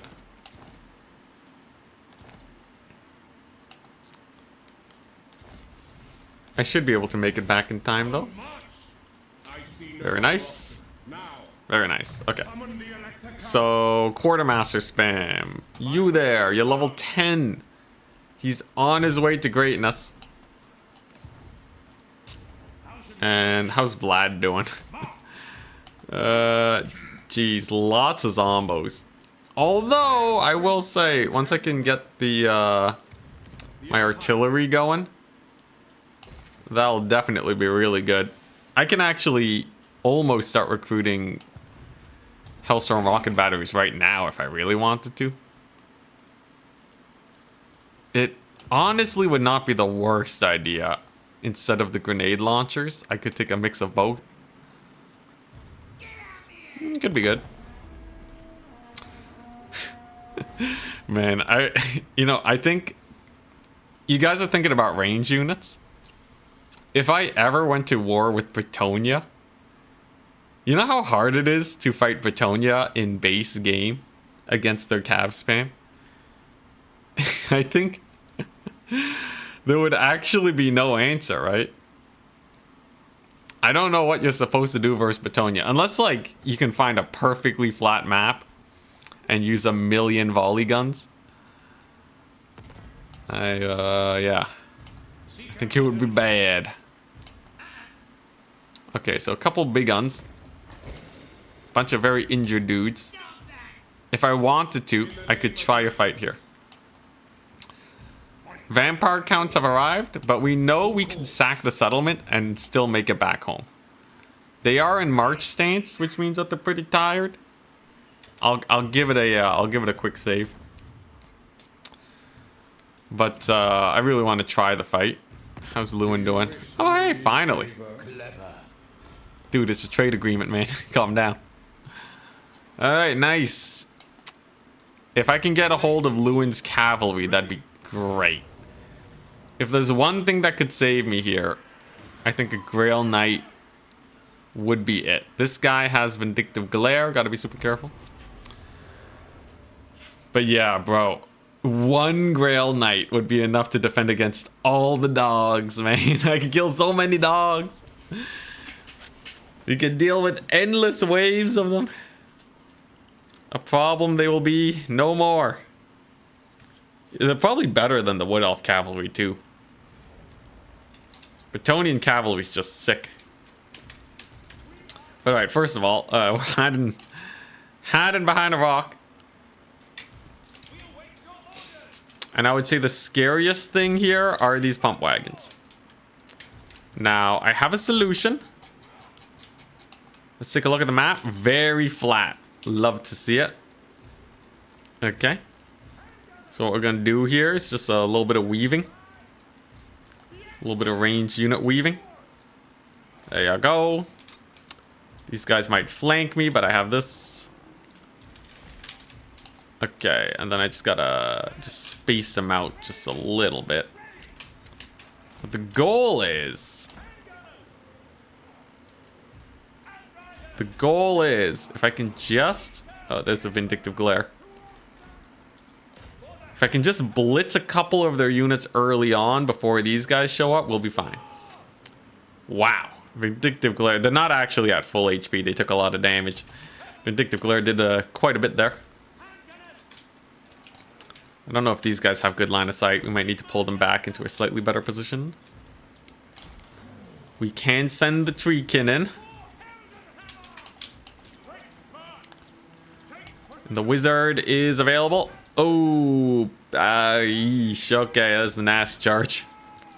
Grenade launchers are doing their job, though, and just getting the enemy to advance into the kill zone. And I'm pretty sure the Treekin will be able to get some real nice distracting going. Hopefully we can get a volley here on these orc boys. Pretty good, pretty good. Nice. Pump wagons too, also taking a bit of damage. And you can see their approach is most definitely staggered. Oh my gosh, a unit that doesn't have to fear archers? What is this madness? Alright, there we go. I just gotta pull back for line of sight. Okay. So far, so good. I do kind of fear this flank. I don't know if I have enough DACA to hold out against that. The squigs are kind of on a fast approach here. I might need to sacrifice some grenade launchers to actually get them properly shot up here. Seems like they're kind of struggling though. Oh, not the Vindictive Glare. Use the hail. Ooh, okay. Maybe it's not a good idea to fight these greenskins. Alright. Alright, no fighting the greenskins. Yeah, I really need the red line skill tree now. I think Frains desperately needs it. Oh boy. Betonia mentioned Pope Patty. Never fails. Can Empire get a barrier item? I think they can. I think every faction can. Pretty sure there's a generic one. But alright. That one's not good. A goblin shaman can kill with just a look. It's not even like a gaze of a god. It's just Vindictive Glare. Yo, anyone know if can I declare war on these guys again? No, 4 turns. Because I sued for peace. Dang it. I guess I'll wait for them to come to me. A little A little unfortunate, but a fight seems way too risky right now. This is kind of realistic. Yeah. It would be better if my enemies had 1 HP, but yeah, in this case it just seems like everyone else is extraordinarily tanky. But it is kind of fun to have you know, much more squishy dudes. It'd be real interesting to see how that works with like extreme lethality. I will hear your. Okay, sure. Take the free money. I think if you go like actually just 1 HP, I think it's a little too lethal though. I am Prince and Emperor. It's just a smidge too lethal compared to how it would be IRL. At least that's my opinion.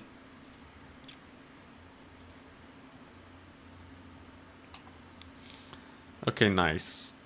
So now do I fight the Greenskins? Well, they do have some Nurgle boys over here. They're no longer in march stance. I don't like cowering as friends, though. I will get that reload time reduction. However. So, soon enough we'll have some real guns. What do I do after I have the real guns, though? Let's see here. Wizard shenanigans. Hero shenanigans. Construction time for all buildings. Nothing too crazy. State troop. Does this help the ranged state troops? Just kind of the basic guys. It does increase the long rifle leadership and speed, though. It's not bad. Nothing crazy, though. So, I think right now we're just gonna hold. I trust no man. Yeah, I'll just hold and wait for the Greenskins to get a bit more beat up. I could leave Altdorf, though. Oh, I don't have a thing yet with them. Speak, and I will see if it is within my power to give. Interesting. Well, I don't really want to trespass Lewin. You know what? Let's give it one more turn. We'll give it one more turn. And then maybe I fight the vampire counts. No, that'd be crazy. I'm not fighting the vampire counts without some, what's it? Hellstorm rocket batteries. When do we get 1 HP total war? Oh my god. So everyone's at war with me? I would need to play a very strong faction. I think, you know, honestly, Gelt might not be the worst. Gelt has infinite final transmutations and could just fly around, right? Seek out the heretic. But the problem is, what do you do after? Or no, not what you do after. Like, I think the late game is fine. The early game is the bigger problem.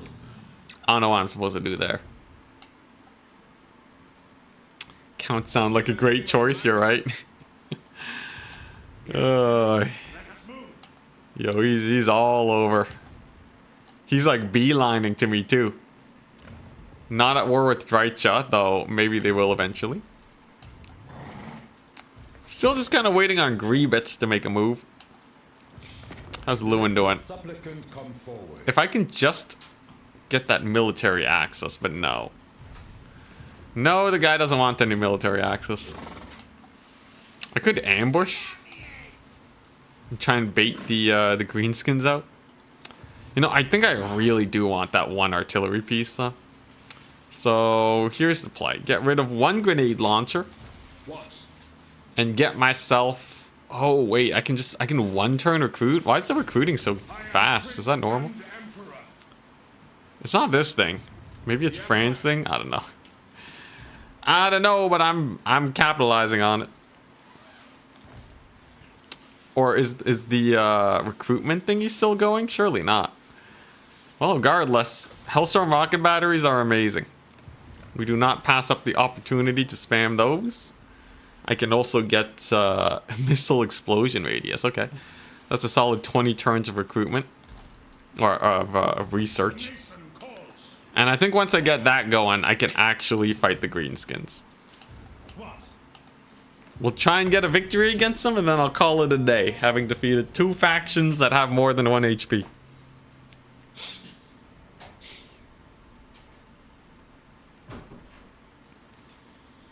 Four Hellstone rocket batteries, though, is a game changer.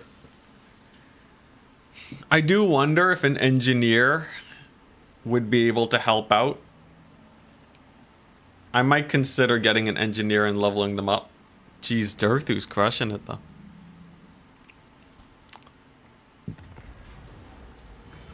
Dirthu running on in. But yeah, I can't afford an engineer. And you can get... Wow, okay, that's crazy. Yeah, you can get plus 3% range for the whole army. Okay. And then Master of Ballistics to get even more accuracy and reload skill. Yeah, I think an engineer makes a lot of sense. The nation Okay, so now... now we go for it. ready. Very well. Gotta send it into the zombies. I will fight the undead eventually after I'm done fighting the Greenskins. This'll be good though. I think we finally have an army that can fight. I say that every time though, but eventually I will be correct. They have a singular artillery piece that is not very useful. It is just 5 squigs and a bunch of cav. I also am getting an extremely flat map. We need this. So I think all I gotta do is just post up and shoot, right? I use this little bit of terrain to stop them. I kind of like the weaving that I did before. Ensures there's also no friendly fire. Just do this. The downside is you don't really get the crossfire action. You don't get a ton of crossfire, so they don't kill units on the flanks as quickly as I kind of would hope for. I can try to build something of a crossfire by kind of peeling a few units like this. These guys can kind of focus whatever comes in here. And yeah, this seems pretty good. And then Franz is gonna hide. Same with the wizard. Alright, here we go. You guys think we can win this? I think with the new upgrades, it's definitely looking pretty good. Grenade launcher's already got a nasty volley. Hey, and there we go. There's the rocket batteries going out. Jeez, even did a lot of damage to the bolt throwers. Nice. Alright. And my guns have 160 range. Is that part of the research? I think these guys do have more range than usual. Very nice. Okay. If I can't win this battle against the Greenskins, we gotta go back to the drawing board. But so far, it looks pretty good. These guys aren't friendly firing too bad. Jeez, the leadership though. Leadership is keeping them up fairly decently. We're gonna need to definitely kill off them squigs. Treekin desperately trying to get into position here. Oh, come on. Okay. I think those squigs are dead. I need to kill off this cavalry, though. So they are going to make impact. But we know that the cav charges aren't the end of the world here. Oh, crap. I'm going to need to run away from the pump wagons. That's a pretty good net, at least. Oh, boy. I get the sense it's going to be a very bloody battle. There's the archers finally in range now. Bro, is the only way to win this to corner camp? Oh, boy. Damage is still pretty good. Dude, that cav flank, though. Even a basic cav flank from the AI is pretty devastating. Whoa, oh boy. Oh wow, the pump wagons. Pump wagons, pretty devastating. Okay, I think this is a drawing board situation. Okay, not nearly as good as I thought it would be. Let's see how many guys made it out. Yeesh. Giga flanks incoming. Yeah. Oh my gosh. It looks so okay until it goes terribly. Corner camp time. The age-old strat. That map did have a good opportunity to corner camp. Dang, I really need cavalry then, right? I'm gonna need to get some allied recruitment. It's a good stress test though. The long rifles were pretty good. We need a 1 HP world championship. I think, well, let's see. Flock of Doom would be crazy. I wonder how that would pan out. Okay, France at least made it back. It's not the end of the world. I still got a little bit of experience. But I think you guys are right. I probably do need to kite. At this early stage, I really don't see much else I can do. The question though is, what unit do I use to kite? Is it going to be War Wagon kite or what? Summon units also have 1 HP? If it's an Empire unit, it has 1 HP. Alternatively, I double down and go harder on the artillery pieces.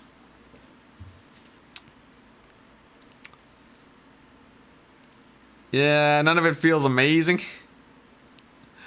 None of it feels super great. I could just get a couple spears against like the super cheap dudes. Engineer. Wow, they really did not take a lot of deeps. Bring me to my men. Okay, I do have enough to get some insta recruit going though. Lick my wounds. Let's see here. Are they going to attack me? Can they attack me? I've got a plan. It seems like they barely don't have enough movement range, but I honestly cannot say for sure. With the garrison though... Oh, can I not see the garrison anymore? Are there too many icons here? Okay, whatever. Let's just focus on getting... I do think the Hellstorms are good. I think the Hellstorms are good. If I get more artillery and then just have a handful of units to defend against the few units of cavalry that get through, mayhaps I'll be okay. Could get 2 Hellblaster volley guns. Oh my gosh. This is not the greatest composition in the world. This recruitment's super cheap at least, so I can global recruit. And if I wanted to deal with mass cavalry, it's probably smartest to go for the Ironsides. And leave the long range shooting to the artillery pieces. I think that's probably the smartest thing to do. Let the supplicant. Alright, let's see if they attack me first though. Oh man. Oh boy, this is gonna be nasty. I think this really is just a search for the golden composition. Funnily enough though, as we get later into the game, I think it gets better for us because the overall tankiness of units doesn't actually increase that much. It's mostly their combat stats. So, but my damage will get better as we get later in the game. Right? You guys following? Does this check out? Maybe. So, maybe that's what we play for. There you go, lots of artillery pieces. I need just enough range units to kill cavalry. So, I think 2 Ironsides is not enough. I will need like 3 per. That way I can have like a triple crossfire. In my head, that's enough to kill the cavalry. And everything else is just getting the artillery pieces to cook. Actually, I can get them through here. And yeah, 6 Hellstorm rocket batteries gets undodgeable for the AI. The nation calls. Yeah? Seem a little bit better? Greenskins haven't moved yet. They might be licking the wounds. I think this would actually be better versus undead too. I think greenskins are worse than undead, although technically they will have like black knights and blood knights. It's all about finding. I need to ally with everyone that can be a threat. Anyone with good cavalry, and I need to go to war with anyone with slow infantry. Even if they're an artillery faction, we'll obviously severely out-artillery them. So I actually want to go to war with many range factions too. Who calls? And alright, Fran's looking pretty good. Can I bully the greenskins?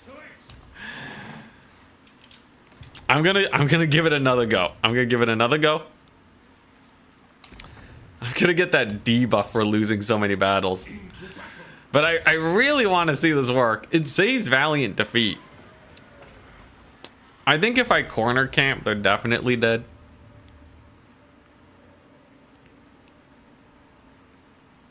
Why not max Outriders? With your micro, it may work. I think it would be very sketchy. Even a small amount of archers would just completely delete them. Like, I don't know how my Outriders would actually deal with those Orc Boy archers. Okay, so yeah. I'm not gonna full corner camp, but you know what? I can corner camp within the limits of what the multiplayer scene allows, which is 100 meters from the white line. That seems fair enough, right? I'm going to sack the treekin. We're gonna use these to cover the flank. Okay, yeah, this is technically you know what? This is actually almost multiplayer legal. So maybe I shouldn't feel too bad about it. Yeah, there we go. So if any of them crest this hill, they're getting blasted by a million guns. For the ones on the left flank, we have lots of guns here too. These guys are just hiding for their lives. Hiding so that they don't die. And the hope is that the mass amounts of artillery here is enough to just delete all the infantry. Late game Monster Mash will surely die against mass 1 HP ranged. Yeah, monsters definitely. I don't think they'll actually be able to make it. I don't think they'll be able to get into my lines. Okay. But yeah, the job of these artillery pieces is to kill off the enemy infantry. Maybe they can get a little bit of free deeps in on the cavalry. But first and foremost, the infantry are the biggest issue. Because they far and away, they easily overwhelm my ranged boys. Spider is, or Shaman's on a spider actually, which is kind of nice for us. I'm not gonna lie. Treekin are doing pretty well. So I just gotta wait for these wolf riders to show up. And then I'm going to start focus firing the spider with the long rifles. Nice. And they do have line of sight. That's very good. Fun fact about the AI, when they try to dodge the artillery pieces, they tend to advance much slower, which lets all your other guns do really well. And as long as I keep retargeting, they keep slowing down. I think this is it. I think this is actually kind of working. Now, we did have to cram ourselves into this nook here. But, it's going pretty well. Wolf Riders just got blitzed by the Nuln Ironsides. Hey, look at that! I think we actually have a proper fight. We just had to use the fan favorite unit, the Hellstorm Rocket Battery. I'm not gonna lie, the AI is kind of breaking too. They're just trying to dodge constantly. Also the Treekin, chatting it out, tanking it as they were meant to do. Very nice. It's crazy how much flanking can be problematic for these armies. The corner camping feels filthy. But like I said, it's multiplayer legal. Maybe this is a little close. It's 100, was it? No, it's 150 meters, isn't it now? So I think this is technically illegal, but like, come on, I could skim 50 meters off with the cheese. Also, holy crap, they're just not advancing. I think there actually is a critical mass. There's a critical mass of DACA that breaks the AI. I wonder if they'll be the same in 40k. That would be kind of silly. Although I must say this is quite glorious. I'm sure the playtesters would love it. Oh my gosh. He keeps glaring my poor long rifles to death. Oh yeah, 3 null iron sights was exactly what we were looking for. That's just enough to gun down a unit of cavalry that slips through. He's gonna get another glare in there. Alright, it's fine. Orc boys are done for. The tree can survive. Now they go for the big push. But it's gonna be a little too late. Dang, man. This whole time the AI is just really bad against against artillery. It's really funny. I do remember people saying before that the AI is actually harder on normal difficulty because they just kind of YOLO walk forwards. They don't dodge or anything. So when you play these kind of skew builds, the AI acts more normally. It would be really cool to have a way to tune the AI so that they, you know, behave in specific ways. You know, just have like a bunch of toggles like, will you dodge artillery? Will you dodge, will you shoot at single entities and all that? I think that would actually be quite interesting. But yeah, this is definitely the beginning of the end. He's still spamming vindictive glares like a mad lad. Magic is still surely one of the most difficult things we will have to deal with here. But for once, we have done it. We have defeated the Greenskins. Took many an attempt. Many attempts. But against the might of the Empire, the true Empire, we did pretty good. I think we're ready to fight the vampire counts with that. That was a decisive victory, hell yeah. Yeah, there's a ton of cheese that doesn't work on normal or hard. I guess that's just the nature of cheese though, right? It's just how you're abusing the AI. Ooh, yeah, you know, if it was faction specific. Honestly, I gave a suggestion to CA years ago. We're talking like 3 years ago. I thought it would be really cool if they had those kind of modifiers and they're randomized based on the enemy lord. So like Greenskin lords will have the tendency to just unga bunga full rush and not really bother dodging. But like, I don't know, Slanesh lords will have their AI try to dodge more often. And you have other lords that will try to corner camp. You'll have other ones that will try to maximize the magic usage. And that way you're not just playing versus the same AI all the time. I am Prince and Emperor. But I think unless you really advertise that as a mechanic, people would probably just be like, why is the AI acting differently? Speak, and I will see if it is within my power. They're not acting like they should be, and then maybe they complain about that. Who knows? Also, we almost got Lewin. I command here. Hey, somehow Franz made it. Very nice. So I can restock my long rifle. So we know that we have enough artillery now. We can also almost get master of ballistics. So that, for all artillery and war machines, more accuracy and reload skill, insane. Whoa, look at that, 2 HP because he's on a horse. 1 HP for the rider, 1 HP for the horse. Insane. And yeah, none of these are super useful. So I'll just go for the speed increase. Wizard is looking pretty good.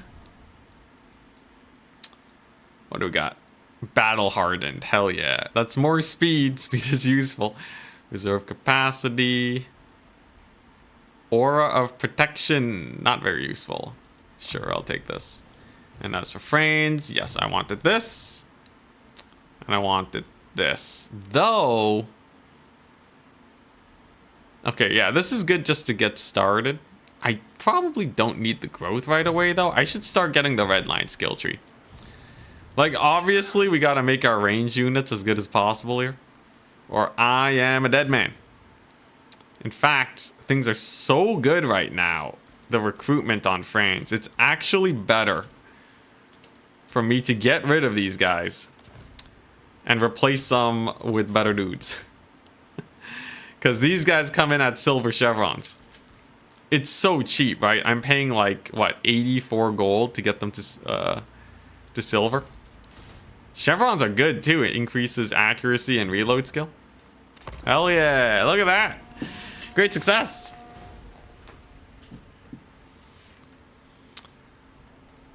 You've noticed the critical amount of fire causes the AI army to be brain dead? Yeah.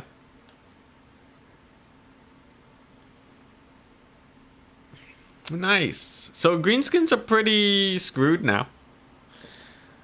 And then I can start working my way towards the vampire counts. You save money because you lose upkeep for a turn? Yo, insane strat. What is this? But yeah, insane strat. You just always rebuild your armies every turn to save on upkeep. Too little work. Telling the dwarves that you're a little short on new construction work did not end well. Interesting.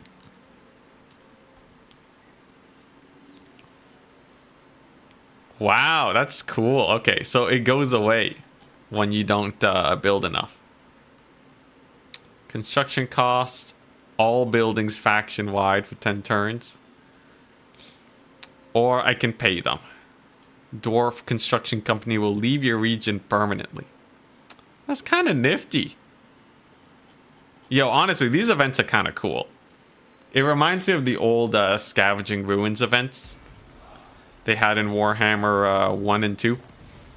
But just a little bit better designed. Very nice. Alright.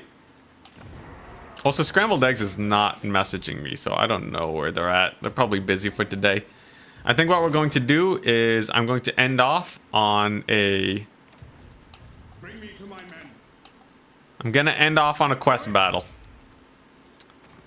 We're going to go ahead and fight the Norskins.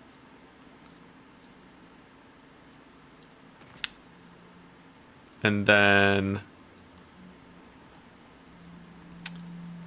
I'm going to finish this campaign at another time. Good though. This is actually a really good position. I just need to make more Doom stacks. Oh, wait. Is this a different map? No, this is the right map. Okay. Yeah, rip the ruin puzzles. I guess they weren't super well received. But it felt like a waste to scrap the entire system. I kind of just like some basic events, similar to like, you know, like the question mark events in Slay the Spire, let's say. Also, by the way, Slay the Spire 2 is coming out soon. But yeah, you know, just like a basic decision that you can make is kind of nifty. This should be more than enough. This battle you can win with a lot less DACA. So I don't think I need to think about this too much. Oh wait, these guys should probably turn and fire though. Whoop. And oh, hello there. What are these guys doing? Alright. Tiny misplays, but at the end of the day, yeah. We got the guns. Weirdly, not a lot of damage to the Marauder Horsemen though. I probably should have done a full forward-facing army just to start off to delete these guys and then turn after. My laziness will be my undoing, but not today. Today we blast them with our artillery. I can probably get rid of the tree consume too, bad bye. as soon as I get that outpost set up with the Bretonnians, it'll be great. I swear, like 4 units of cavalry in this army just make it work so well. Alley-oop. Definitely want to net this guy down. And oh, so close. He does finish the charge, but he gets netted. And so the blasting may begin. Kind of making this battle a little sketchier than it needs to be. It's always scary with this army. The moment you don't have enough shooting, everything goes super badly. There you go though, Lord dead. It would be really good too if I can get multiple gun armies together. If we can get many gun armies operating at the same time, then we'll definitely have enough DACA.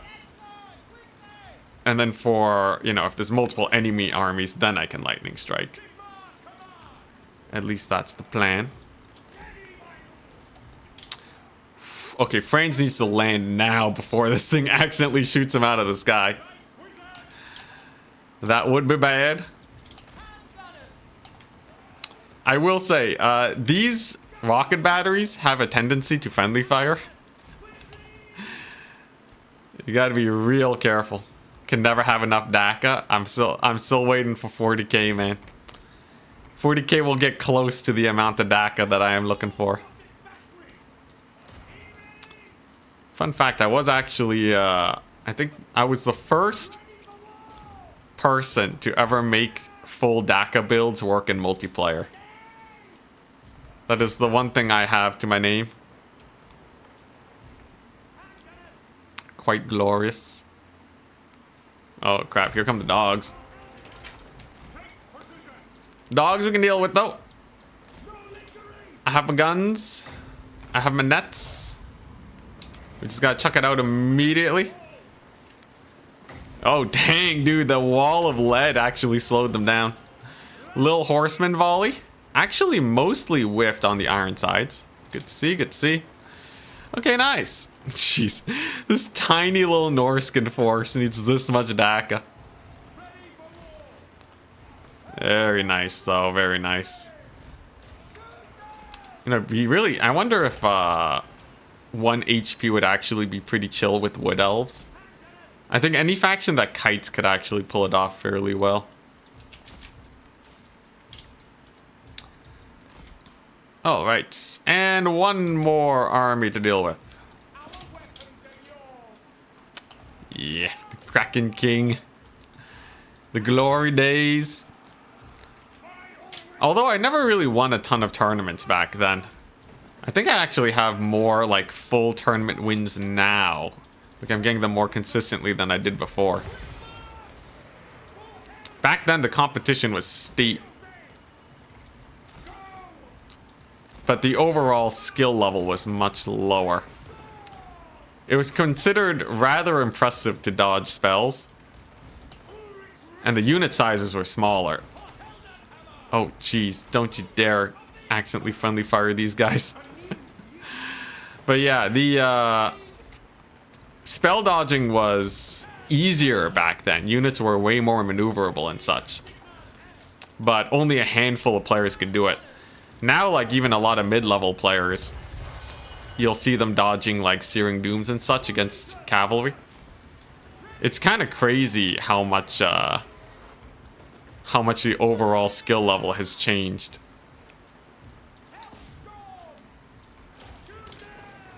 Something cool about the Empire tech tree. Their cavalry buffs also buff allied recruited units. Yo, that's cool, man. I like that. Just buffs all cav units. Does CA have that with any other factions? So that would be pretty nice to see across the board if they do want to keep focusing on that polishing of the game like they mentioned. Very nice. Woo. Glorious. I think I feel safe enough to X4 now. We've won the battle. I think we only suffered a handful of losses, maybe like a dozen men. Not bad, not bad. Next, I'll have to try out the Gochuk and Felix battle. But pretty solid. 24 losses. All right. Well, there we go.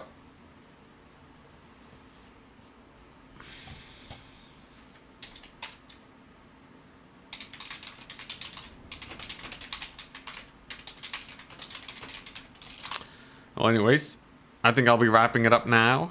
Scrambled Egg Special is looking to be a little busy. Might play against them later today, but won't be streaming it. So I guess we'll just wrap up here. Now, this campaign is far from done. We have a very long ways to go yet before we can actually call this campaign done. But this is certainly a very, very good start. Prince and Emperor. We finally have a Doom stack that works. It's great. I can really no cavalry. I guess that maybe makes sense. I don't know. No cavalry from the Wood Elves. But yeah, I am very interested to continue this on Thursday. Tomorrow we're gonna have a tournament, as per usual. But yeah, looks like a regular army. It is pretty typical. It's actually very different from how I usually play nowadays, though. So I'm actually having quite a bit of fun. The goal is to unite the Empire and basically get like this victory condition done, right? Yeah. Maybe not this victory condition specifically. It's kind of boring. I think if I just pass end turn long enough, Sylvania will eventually die. But yeah, maybe even do some map painting. We'll see. We'll have to get to the point where we're basically just walking over all the challenges. What do you want of me? But yeah, I will see you guys later. Peace. Have a wonderful rest of your day.